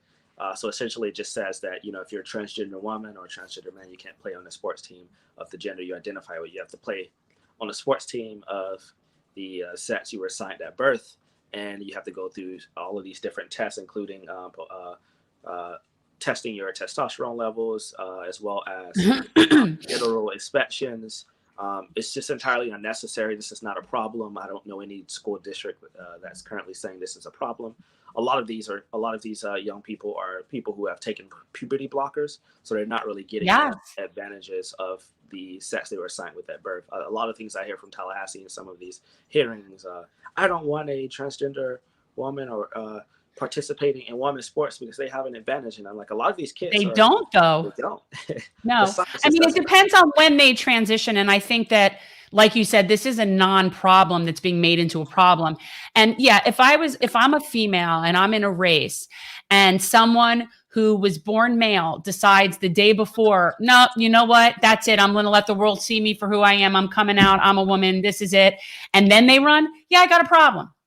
But when you're talking, that's not something that exists. People don't understand that's not how any of this works. How this works is that people are on hormone blockers for a very long time, and they actually then end up with the same strength level as what is their gender.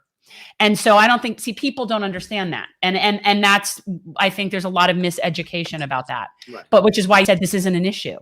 Right. And this is just like high school sports. This isn't like Olympics or anything. And I'm like, just let these kids play, because there are other consequences to this legislation that might be that I don't think they're taking into account. We already have a pretty high level of suicidality amongst trans youth, because these are young people who don't feel comfortable in a society right now because they've been attacked. They've been told they don't matter, that that their identity isn't real, and just seeing this could lead to a lot of those young people feeling further marginalized. And then telling them, hey, you have a passion for sports, and you're living your truth. Now you can't do either. That's going to lead a lot of these young people who just want to feel, they just want to feel normal. They just want to feel at home. They just want to get their lives started. And, it's just, yeah, see, that's freaking me out right there. I don't understand that. So essentially what we're having is that we're having policies that are encouraging something that they're fighting against transgender people using the bathroom for the same thing. So you can look at somebody's genitalia and invade their personal space, but they can't use a bathroom because God forbid you were to see somebody else's genitalia. I'm not understanding how so we're wanting people to be looking at children's genitalia.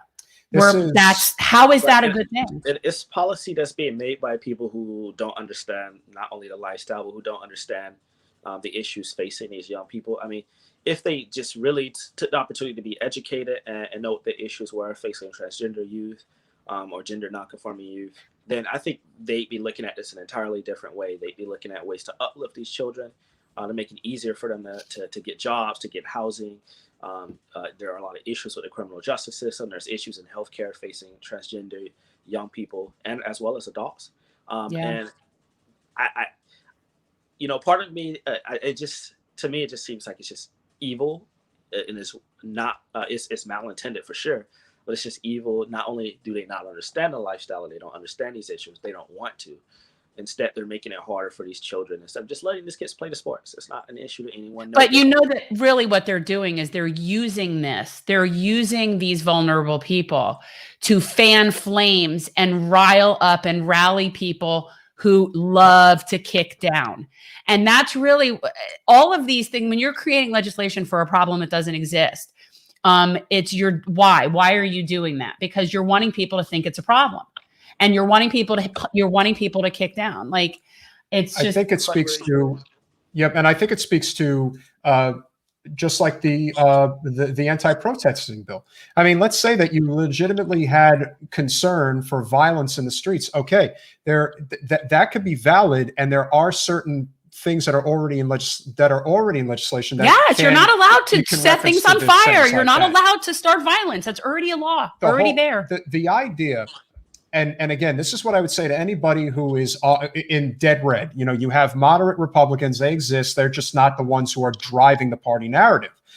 The people who are driving the party narratives, guys like Anthony Sabatini, I know you know who he is, but that's basically who is running the GOP in Florida, along with buddies like Matt Gaetz and Ron DeSantis. And they obviously all answer to Trump. But with that said, why do you feel the need to put a clause in this bill that says that if you are a person who's on the other side of the protest and you take out a gun and you shoot somebody, you are basically, you will have all charges lifted from you if you ever had to go to court? I'm like, this is nuts. Like, that is the type of thing, that is what should be the centerpiece of the whole bill. Why is this in here? What is the purpose of this? Well, we know what the purpose of that is. So that when one of their crazy right-wing incel guys comes and shoots into a protest crowd, they're going to be given, immunity. If we didn't live, because again, all the income inequality, all the issues that we're facing today, remember, and I'm sure you would agree, Elijah, most of the problems we deal with, they're all economic related. And anytime there's heavy economic anxiety in society, it's very easy to be at each other's throats. And I think that a lot of this is angry white male incels. Sure. I'm sorry, I do. I think a lot of the problems that we see, you don't see women going in and shooting up places. You don't see that. And they have same mental health issues and the same access to firearms.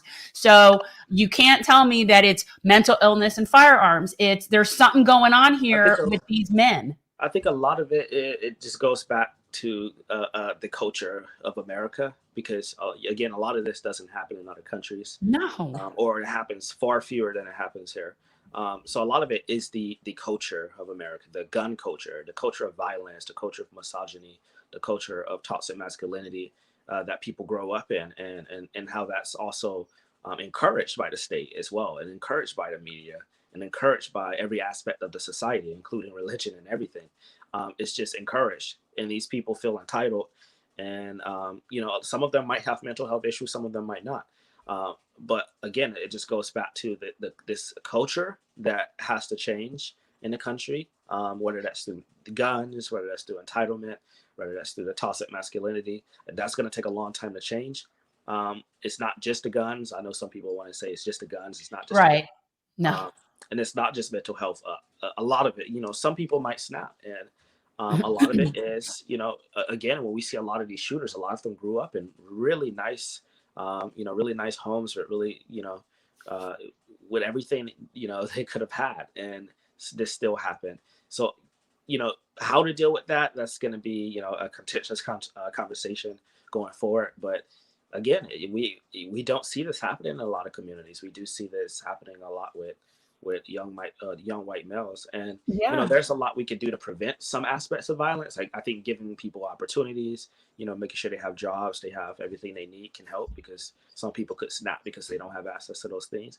But it's a lot more to it than what we think. Just a whole. Well, I mean, I think that the majority of gun violence are not the crazy guys going in with the automatic weapons and taking out and doing a mass shooting. That's a very small percentage of gun death in this country. It's a very small part. I know that, like, sort of the white neoliberal suburban housewives would love to think that if they could just ban assault weapons, the gun violence problem would go away. And it's just that only impacts a very small percentage. And the majority of it is crime out of desperation. And it's either domestic, it's familial, it's people that are just at their last straw and they just have nothing else going on. And a lot of this is stuff that's preventable, and it's not mental health related, it's desperation related. And I got to say, and I've said it before, that if my kids didn't have health care and somebody was standing in the way of my kids getting a certain thing or surgery, I don't know what I wouldn't do.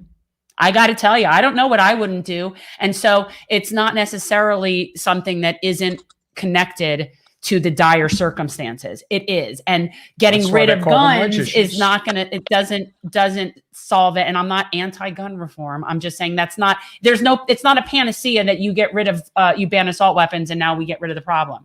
No, because those crazy white male incels will find another way to be destructive. They'll start going like to the Timothy McVeigh school of bomb creation. We were out the other day.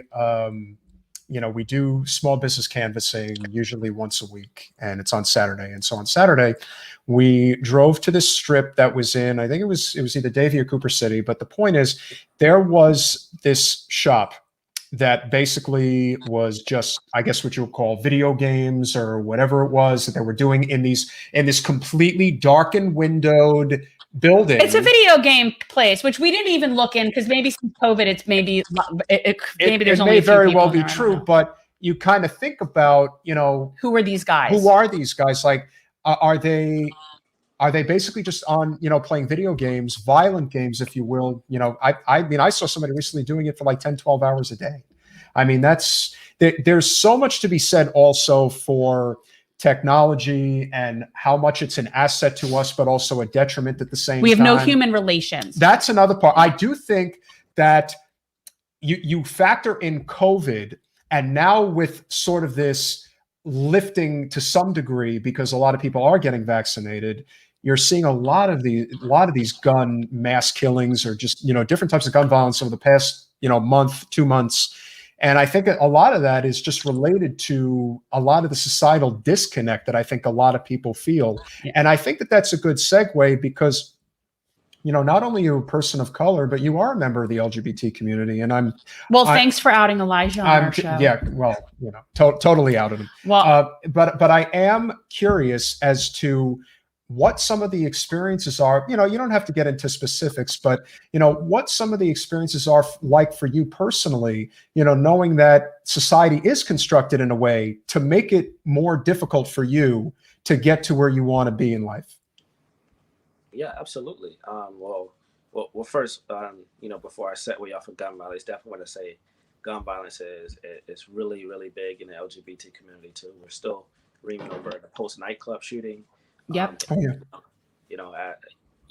a LGBT person, as a gay man, I've went out and I've been to the clubs, before the pandemic, of course. Yeah.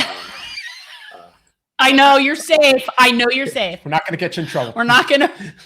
For the pandemic, of course, but No, you could be swinging from a chandelier in some sort of swinging singles like thing, but as long as you're wearing your mask, it's all good. Hey, I still remember when people were posting pictures on Facebook without masks on, and they just want you to know that this was before the pandemic started. Like, just letting you know, because I don't need everyone coming down on me. All right, so we're not going to criticize you for Yes. being part of the community. Go There you ahead. go. yeah, but I would go every Friday night, and I go to one of the clubs in Wilton Manors, and it'd be packed. And every time I went, I had to really think about, where's the nearest exit? This door is closed. How do I get it open? If I was here, how I get out? Because we just never know if there is a armed lunatic might come in and start shooting up the dance floor or shooting, and there's no way for people to get out. And there's so many people.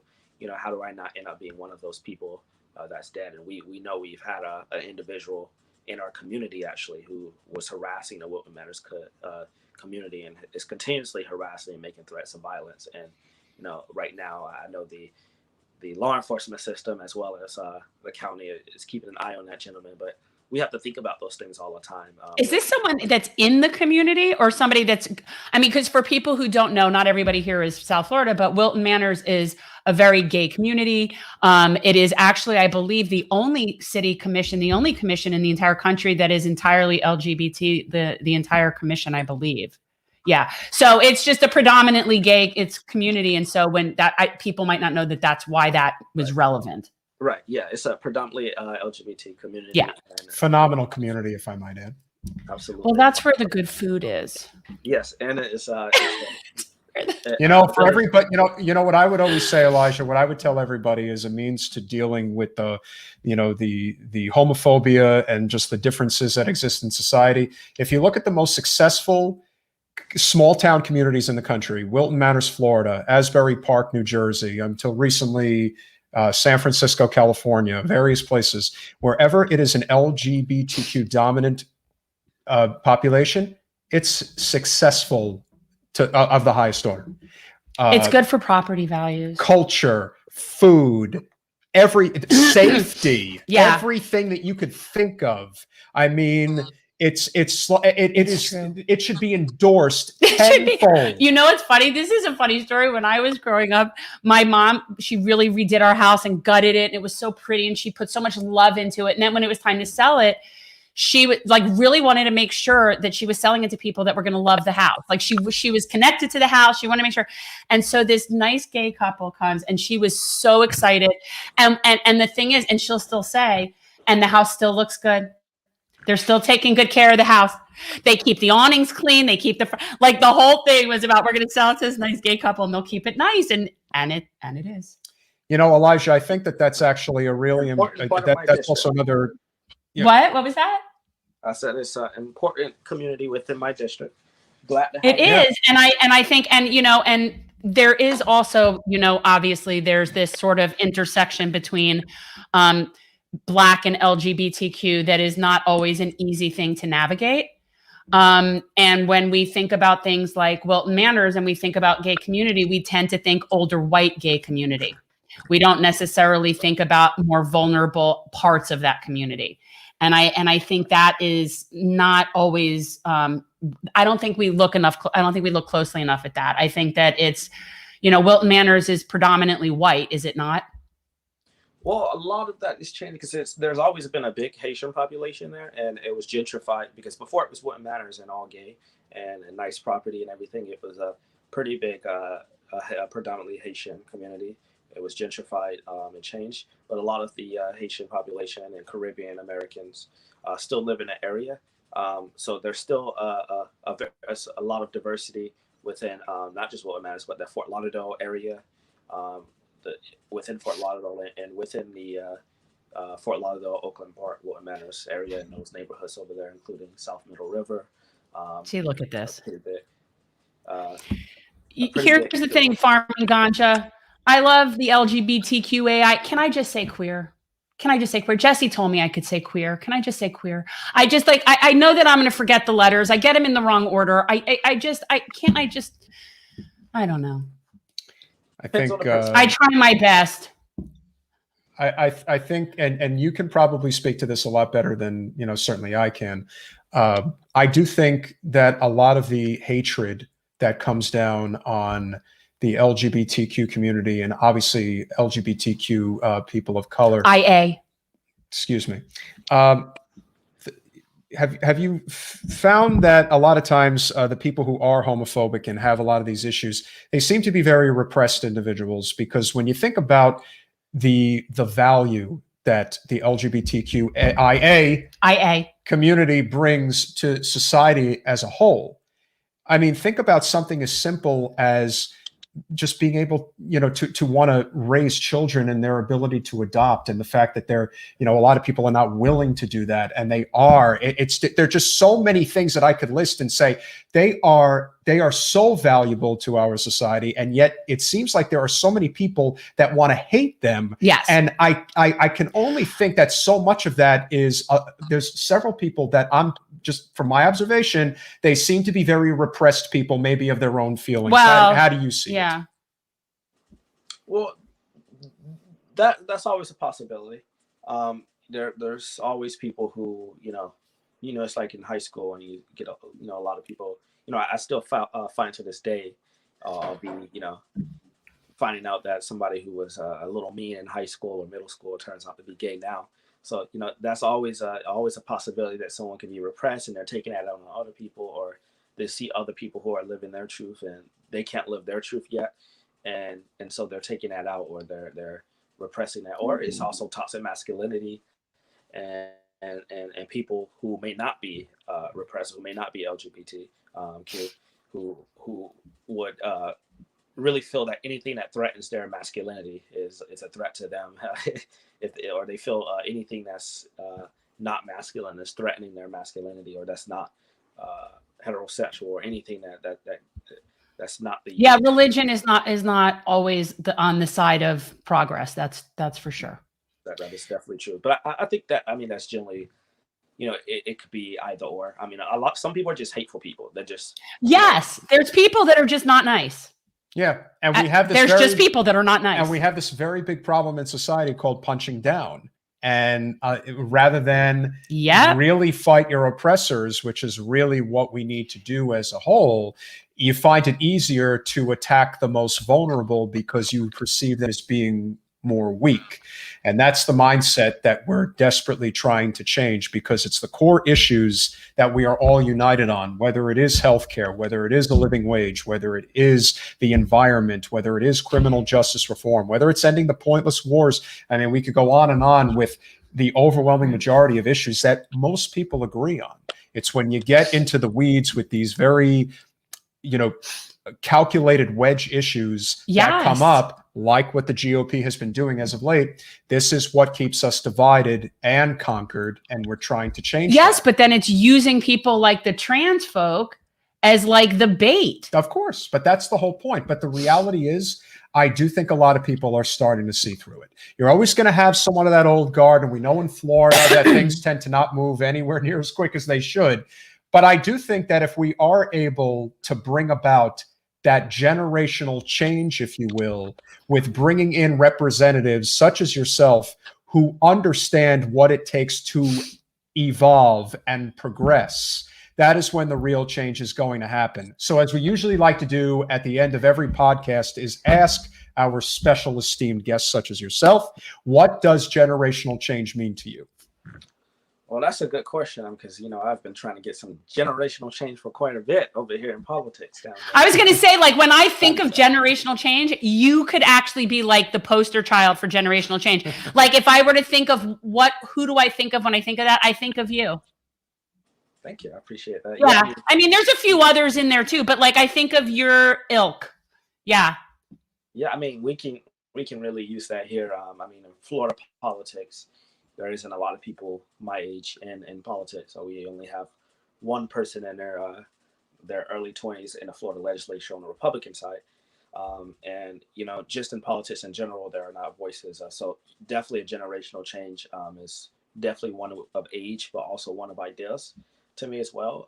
A change from the current status quo, the current era of politics, to a new era where we're really putting people first. And we're doing our best to fight for the everyday working family. And I definitely see myself as one of those people who are going to bring that change here in Broward County, Florida, and in Florida politics in general. And it has been done before. It can happen again. I mean, we've seen this in the past. Gillum was first elected to office when he was 23. A lot of people don't know that. He was our youngest Black elected official in history here. And for that time, for that time back in the early 2000s, that was a big thing, a 23-year-old. And now people see this happening, and they see a 22-year-old running.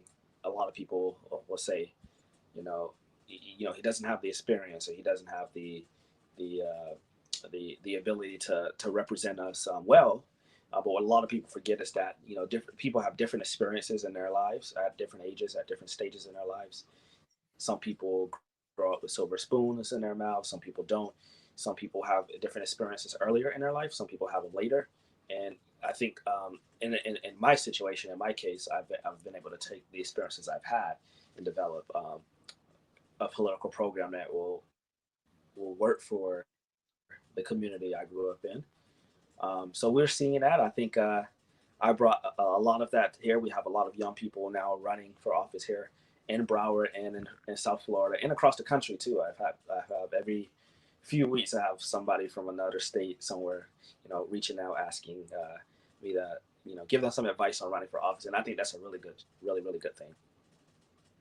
So how can people find you? What's your website? What's your info so everybody can find you? Everybody needs to, Elijah is really someone who walks the walk, people. This is someone who really serves the community and is always out and stands up for people that can't stand up for themselves, and is really the future of what we're trying to do here. Mm-hmm. So I encourage everybody to support. What's your site? So my website is ElijahManley.com. And I encourage people to go there and definitely check out the platform, check out my story. We're going to have more information, put in there, definitely more about my personal background, what got me here. We're looking forward to having, potentially a special election this year within the next few months for the seat. So we will definitely need all hands on board. And if anyone wants to volunteer, help out. Wait. Why is this special election? Bobby might be running for Congress. Oh, is he going to get in that too? Why not? Oh my, everybody and their mother's jumping in on that. So yeah, R.I.P. Elsie. Oh, the vultures. If only we had all the vultures. If only we had term limits. Well, here's the thing, and this is something that's important to me. I almost feel like I need to give Elijah an extra stamp of approval because we talk about this regularly, but there is a very big difference between a candidate that runs for an open seat and a candidate that has the balls to run up against an incumbent. Those are very different things. Oh, yes. So now that you have an open seat where Elsie is concerned, all of the people are going to come out of the woodwork that didn't have the balls to do it while he was alive. And they sit and wait their turn and they perpetuate the system the way it is because it serves them too. And all those people, and I find it disgusting. And so I want to give Elijah and everyone to know that he gets the special stamp of approval because he has been running and he ran for this seat against the sitting incumbent, and he doesn't make decisions whether or not to run based on whether or not it's an open seat and he it's not about that. Yeah. So, and I am just for me, I find it very hard to support and endorse candidates that I know just sit and wait their turn, because that means that you're being complacent, because what are you doing in the meantime? It means that you are not serving your community. It means you are looking at this as a career, correct, which is not what this is supposed to be. And it's cowardly. It's cowardly, quite honestly. If you don't have the balls to stand up and fight for something when it's a fight, I'm sorry. I find that a very different race. I find and Elijah, you obviously had a pretty good relationship with Representative Hastings. The one thing I always credited Elsie for, he never took his opponents for granted. He debated Sheila McCormick when she ran against him, even though there were probably a lot of people in the establishment who would not have wanted him to do that. But, he had the attitude of, look, I was part of the civil rights era, and I am with my great power comes great responsibility. Now, I may be able to sit here as long as I want, but I don't want to discourage people from getting involved in the political process, where there are a lot of other people where there are a lot of other Yes. people who do discourage others because for them, they're looking at it from a career standpoint. And that's what we're trying to change. And even if you are in politics for a long time, you're in it for the right reasons. And that is why we are more than happy to have you on. We are obviously huge supporters of what you're doing. Everybody support Elijah because he is the real deal, and he's fierce. We will definitely have you back. Before I go, I'll definitely say still pretty sad about Congressman Hastings passing. I definitely wish he was still here so everyone will continue to wait and not, seeing all of these people try to run for all these different seats is so annoying now. But he was, truly someone, I've been told by a lot of people to just sit back and wait or don't run and all of this stuff. He never ever told me that. He told me when we first met when I was a teenager and when I was thinking about running, he said, "Hey, I ran 8 times. It's okay. You'll get there." And he was always an encouragement. He always listened to me. And, there were things we didn't agree on, domestic and foreign policy we didn't agree on, but he always took me serious, and he really cared about, the young person, the underdog. And, I have great admiration for him. He was actually my first ever endorsement when I ran for the school board back in 2018. Nobody else wanted to endorse me. But he gave me that stamp of approval, and I chose not to really run and make that endorsement a big thing at that time. But, I still have a lot of admiration for being able to call up my congressman and rant about things and argue about things and have somebody actually listen. And I think, that's the type of representative I want to be. I want to listen to everyone in my district, be accessible to them, and really be someone who they can, look up to, and they know that's going to care about the issues they face. A lot of legislators don't treat the state legislature like a full-time job. But for me, I'll treat it like a full-time job plus half more. That's important. Well, I have no doubt that you will make him proud in whatever legacy you leave as well. Yeah. So with that Everyone said, support Elijah. Definitely go to ElijahManley.com. We highly encourage that you also follow him on social media. All that information obviously is on ElijahManley.com. And don't forget, he is the new president of the Democratic Progressive Caucus of Florida. And he Broward might chapter. be a representative sooner rather than Might later, be a depending representative on sooner what rather than happens. later. We If never that, know. if Mr. DuBose decides to get in the race, which is now that there are multiple established challengers to Commissioner Holness, it does look like this is going to be a big field. So with that said, it is probably likely that that's what's going to happen. So ultimately, but we all know how things. Look, as long as it benefits Elijah. Yes, we all know how slow things move in Florida. So with Governor DeSantis knowing how long he'll take to make a decision as to when this he's in no hurry to help that seat. No, I can tell you that. Just like we were supposed to have redistricting established this month, and now at the earliest it's going to be September. I don't think it's going to be ready in September. I just have a feeling. I just got a funny feeling, but we'll see what happens. We really appreciate it, my Elijah. friend. And we definitely will be more than happy to have you back again soon. Hopefully, if the race comes to pass sooner rather than later. Hey, and once you're a rep in Tallahassee, you're still going to have to come back on the show. Yes, of course. Please do. Oh, yeah, I wouldn't mind that in the middle of the session. There you go. There you Thanks, go. Elijah. Have a great evening, my friend. You too. Thank you, guys. Talk to you soon. You too. Well, he is simply, I love Elijah what can Manley. you say? You know I do. I love me Elijah Manley. That's, like you said. so sweet. First of all. Generational change. He is, like, when I think of in my mind what I want this country to look like the kind of people that I want to be leading this country. When I think about the young people and what they should, I want that. Elijah to me is like a prototype. We also cannot say enough about how important it is to focus on candidates like Elijah. And not that you shouldn't focus on the United States Congress. I'm not saying it's not important, but the one thing about this particular movement that is a really big problem is a lot of it is grassroots, yes, but you have to go to the real ground level. And when you go to the ground level, there's basically 2 places that you can start. You've got the city commission. The biggest leap is the county commission, but that's safer in smaller rural counties, not a county like Broward. Broward, it's not totally different. And then obviously you have the state house. And if you want to represent this state, it really does pay. Now, Tallahassee is not appealing to everybody. No, and here's the thing, is that Elijah's right in that not a lot gets done for the blue there. That's true. It really doesn't. But what bothers me about it isn't that they can't get it done. It's that they seem so happy with complacency. And that brings me back full circle to what we were talking about, that police bill, where Geller was like all excited about this police reform bill. Now, could you imagine if Elijah was in Tallahassee? Elijah, he might not get through what he wanted to get through, but he certainly wouldn't be standing there and saying, this is multiple steps forward. He'd say, this is a bunch of crap, and we know it. So that's the thing. It isn't that I think that they should be able to get stuff done. I mean, the numbers just aren't there. That's the reality, people. Tallahassee doesn't have the numbers. But what we don't have are people that are really fighting the good fight against that and making a big deal of it. Oh, and that they is just exactly swallow it and why- say, this is such a good compromise. No. No, Joe. It's not a compromise. But again, that's very much like the dark sage person who came on earlier and was basically saying, I'm a pro this, pro that.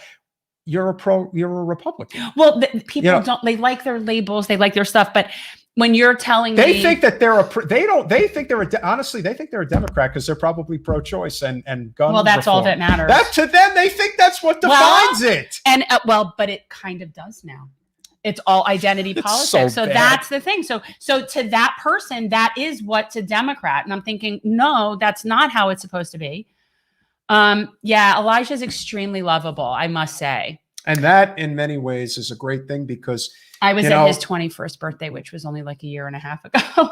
But when you're kind of on an island in politics like we are here in Broward, Jen was very fortunate that, and again, I knew of Elijah way before Jen got into politics. He ran for president. No, well, and he ran for the school board, and he's been involved for like 6 years now. And by the way, even before that, he still does serve on a few different committees. Elijah was on a few appointed committees to the school board as a student.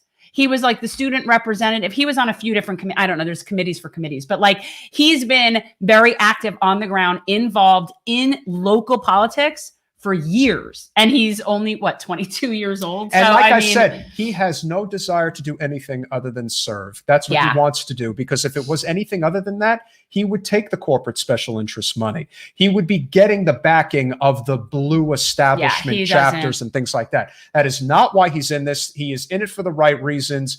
And the fact that he's in it at such a young age really speaks to the fact that we are going to do what we can to help him, because he really is doing what we need. From the standpoint that you cannot be looking at this from the perspective of, are you a progressive? You're a moderate. It doesn't matter. The labels don't mean and what's so anything. Kira's saying you should definitely work for Elijah. First of all, I've met some of the coolest people through Elijah. He's Elijah's socialist. He affiliates with Democratic Socialists of America. He's got a lot of connections there. He's very involved with everything involved, Black Lives Matter, and with the client. I mean, Elijah is he's the real deal. He is. And he just really cares. He does. And he shows up, and he shows up for people on a personal level. He's really good people. And he is somebody who, I met his mom. Yeah, and she's a doll. Well, that's the thing.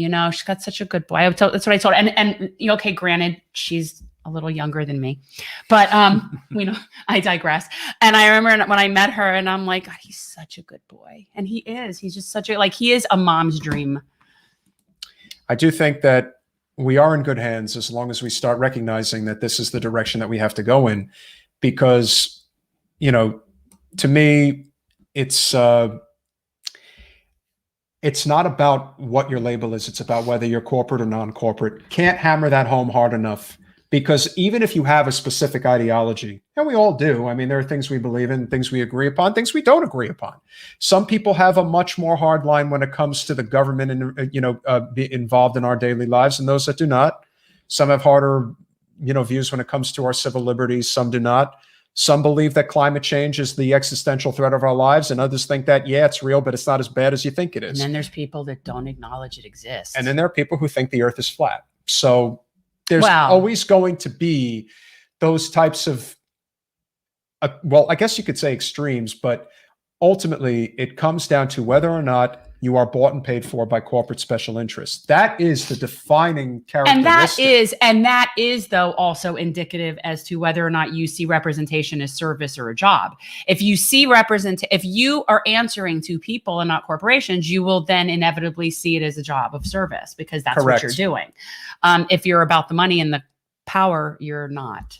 And we are always going to continue to ask, labor to come on the show, and we will continue to have representation in labor come on the show. Obviously, everybody has their crazy schedules and whatnot, but we are going to be focusing a lot on local representatives. Monday really is all about Florida, and that's why we wanted to have. Well, we do Florida, and we do labor, but we can't always have everything. No, it can't be everything to everybody. But next Monday, we are going to continue this local focus on Florida, and we are going to have I guess what you'll call a real political maverick of sorts. Wait. Do we have a confirmation that this is happening? I am very, very sure that it is happening. I don't think we should say yet. Let's talk about Thursday. All right. So, let's put it this way. We're very likely having a noted city commissioner on our show next Monday. Yay! Not going to say who it is just yet, but it does look like that's going to happen, and potentially discussing a very important local issue that we're dealing with here in South Broward. Yes. But on Thursday night, we've got a really special treat. We have a friend. I would definitely say a friend. Yeah, we're having. Okay, so Thursday night, Lauren Ashcraft is coming on, and she has started a podcast, which we're going to find out more about. My understanding when I spoke with her prior was that it was going to be similar to what she was doing during her campaign, and she had sort of like cooking stuff, and it's like lifestyle stuff, but they do talk about issues. So it's kind of a combination. And when you see Lauren, her personality really lends itself to that. She's extremely sweet. She's got a very bubbly personality. And so we're going to have Lauren on, and we'll talk about whatever we talk about from Earth Day, because it is Earth Day. And not only that, Lauren is a very big fixture in the progressive movement and politics in New York City. She is affiliated very closely with candidate Diana Morales' campaign for mayor, who was actually on our show previously. You should definitely check out that podcast. Yes, check out the interview with Diane Morales. She's great. Diane, look, again, we have we know that there are people who have very strong opinions about the race, but I do think the New York mayoral race is obviously the biggest race we have on the calendar right now, and it's in just over 2 months. I believe it's June 23rd, I believe is the day. Is the mayoral race. And then we have August 3rd. August 3rd, Nina Turner. If we are fortunate enough to have either Diana Morales or Andrew Yang as the next mayor of New York City, that is going to be a great thing, no matter how many ways you slice it. Yeah. And for those of you who think that it pays to be perfect when it comes to these things, you can't be, because the establishment is already trying to line itself up right now around Scott Springer. That is what they're doing. That is why the Working Families Party, who have always been suspect, I have no doubt they do great work and we appreciate them. They were corrupted a long time ago. I'm sorry. If you look at the process that they went through in order to endorse Elizabeth Warren over Bernie Sanders, knowing that Elizabeth Warren's own daughter was on their board, that's bad news. And today they decided to endorse Scott Springer instead of screening Diane Morales or even Andrew Yang. But the reality is now you've got the teachers union that is now behind Scott Springer, and they went through what you would call somewhat of a dog and pony type of endorsement process, where where the only former teacher in the race, Diane Morales, wasn't even screened. So when things like that happen, remember. Well, is that any different than the Black Caucus not endorsing the black man? Jamal Bowman was not endorsed against Elliot Engel, and even to this day, people don't want to talk about that. I think it's a pretty big thing. The Congressional Black Caucus endorsed Elliot Engel over Jamal Bowman. And I would love to get Jamal to come on. And I really do want to know what that's like now that he's in there in terms of working with the Black Caucus, because I would imagine that would be a little bit awkward. Well, the chair of the Black Caucus, I'm pretty sure, is Jim Clyburn. And when those types of decisions are made, they're made from a very, very, very corporate perspective. Oh, yes, they Whereas are. one is a corporate representative, Elliot Engel, and one is a non-corporate representative, and Jamal Bowman. Is that, okay, so then clearly it's a Black Caucus just means a caucus of Black individuals, not a caucus that's working for the betterment of a Black population. Mr. Pilgrim, what I do think is possible is that while Andrew Yang definitely has a pro-business lean, he is not part of the establishment by any stretch. That's the thing about Yang. And they are definitely trying to crush him, but they know that it's going to be very difficult. Now, what I think will be interesting is, will there be any type of coalition that is formed to make sure? And they have ranked choice voting. Which is why I personally believe that if you are supporting Andrew Yang for mayor of New York City, please make Diane Morales your number two. And if you are supporting Diane Morales for mayor of New York City, please make Andrew Yang your number two. Just these are the candidates that are not beholden to the establishment. And, correct. And just, you know, and that's what you want. Yeah. Because if you don't have the establishment literally up your butt, then you can build a coalition that is people powered. And that's when change can really happen.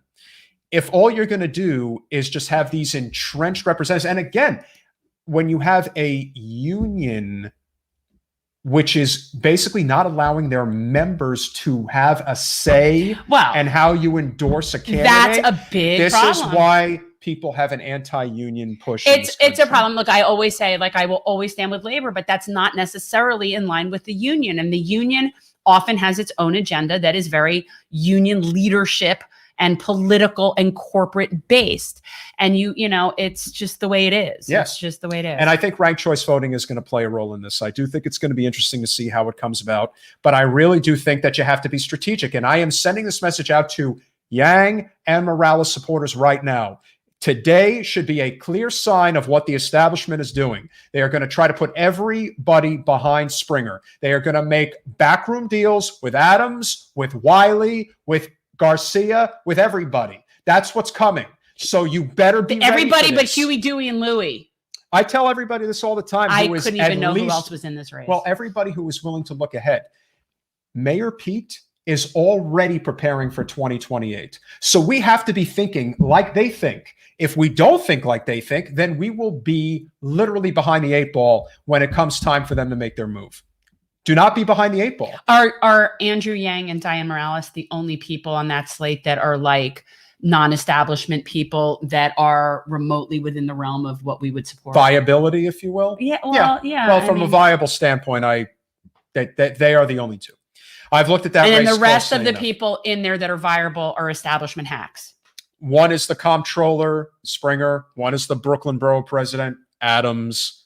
Maya Wiley is if you even knew what her husband was into, I mean, it's like, God, like you leather and bondage. No, I'm just saying he's like as corporate as they have I thought that maybe it was interesting. They have like a mansion right by the Hudson. Maybe they have a dungeon in there and they do all sorts of stuff. I'm not going to make any assumptions. That would at least be interesting. Well, you tell me I need to know what her husband's into. I'm all like I know is that picturing like Maya BDSM. Well, no, he's just a really super corporate connected guy. And that's not who we need running our freaking city. On top of the fact that Maya's very tight with Vice President Harris. So we don't need this corporate entrenchment. It's got to die.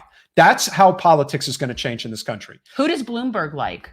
Whoever Bloomberg likes, I don't support. Well, that's what I'm saying. That would be my baseline for who not to support. Well, all I know is that Andrew Yang said that if he wins, he is going to make James Dolan, the owner of Madison Square Garden, pay his hundreds of millions of dollars in back taxes. See, and that would be worth it right there. Correct. That would be worth. So Yang is a believer in that. Well, what ultimately ended up happening? That's great. What ultimately ended up happening is that as soon as Yang made that public statement, Dolan formed a super PAC and donated untold sums of money to Springer, Adams, and Garcia. I'm sure. So that's how this works. So, like I said, change is coming one way or the other. We love Diane. We love Andrew. We love the idea of having this generational change. Again, we could say progressive. Well, and it is, but you it's know, it's about just not non-corporate. It's non-corporate. It's non-establishment. It's not towing a line. It's not with labels. It's just working in what's the best interest of working people and just people. Yeah, and that's what we need. And that's why we had, like I said, Elijah Manley tonight. We will have others. Right. But Thursday night's going to be a lot of fun. Thursday will be Lauren Ashcroft, and we'll see what other shenanigans we might be able to come up with. Yeah, you never know. You never know. And tomorrow is 420, so I'm very excited. Tomorrow's 420. Tomorrow's 420. It's should be a very fun social post tomorrow. That'll be fun. 420. It's, you know, It's like the mothership of holidays. Well, it's a national holiday. As well it should be. With that said, always a pleasure, guys. We'll see you Thursday night. Bye all.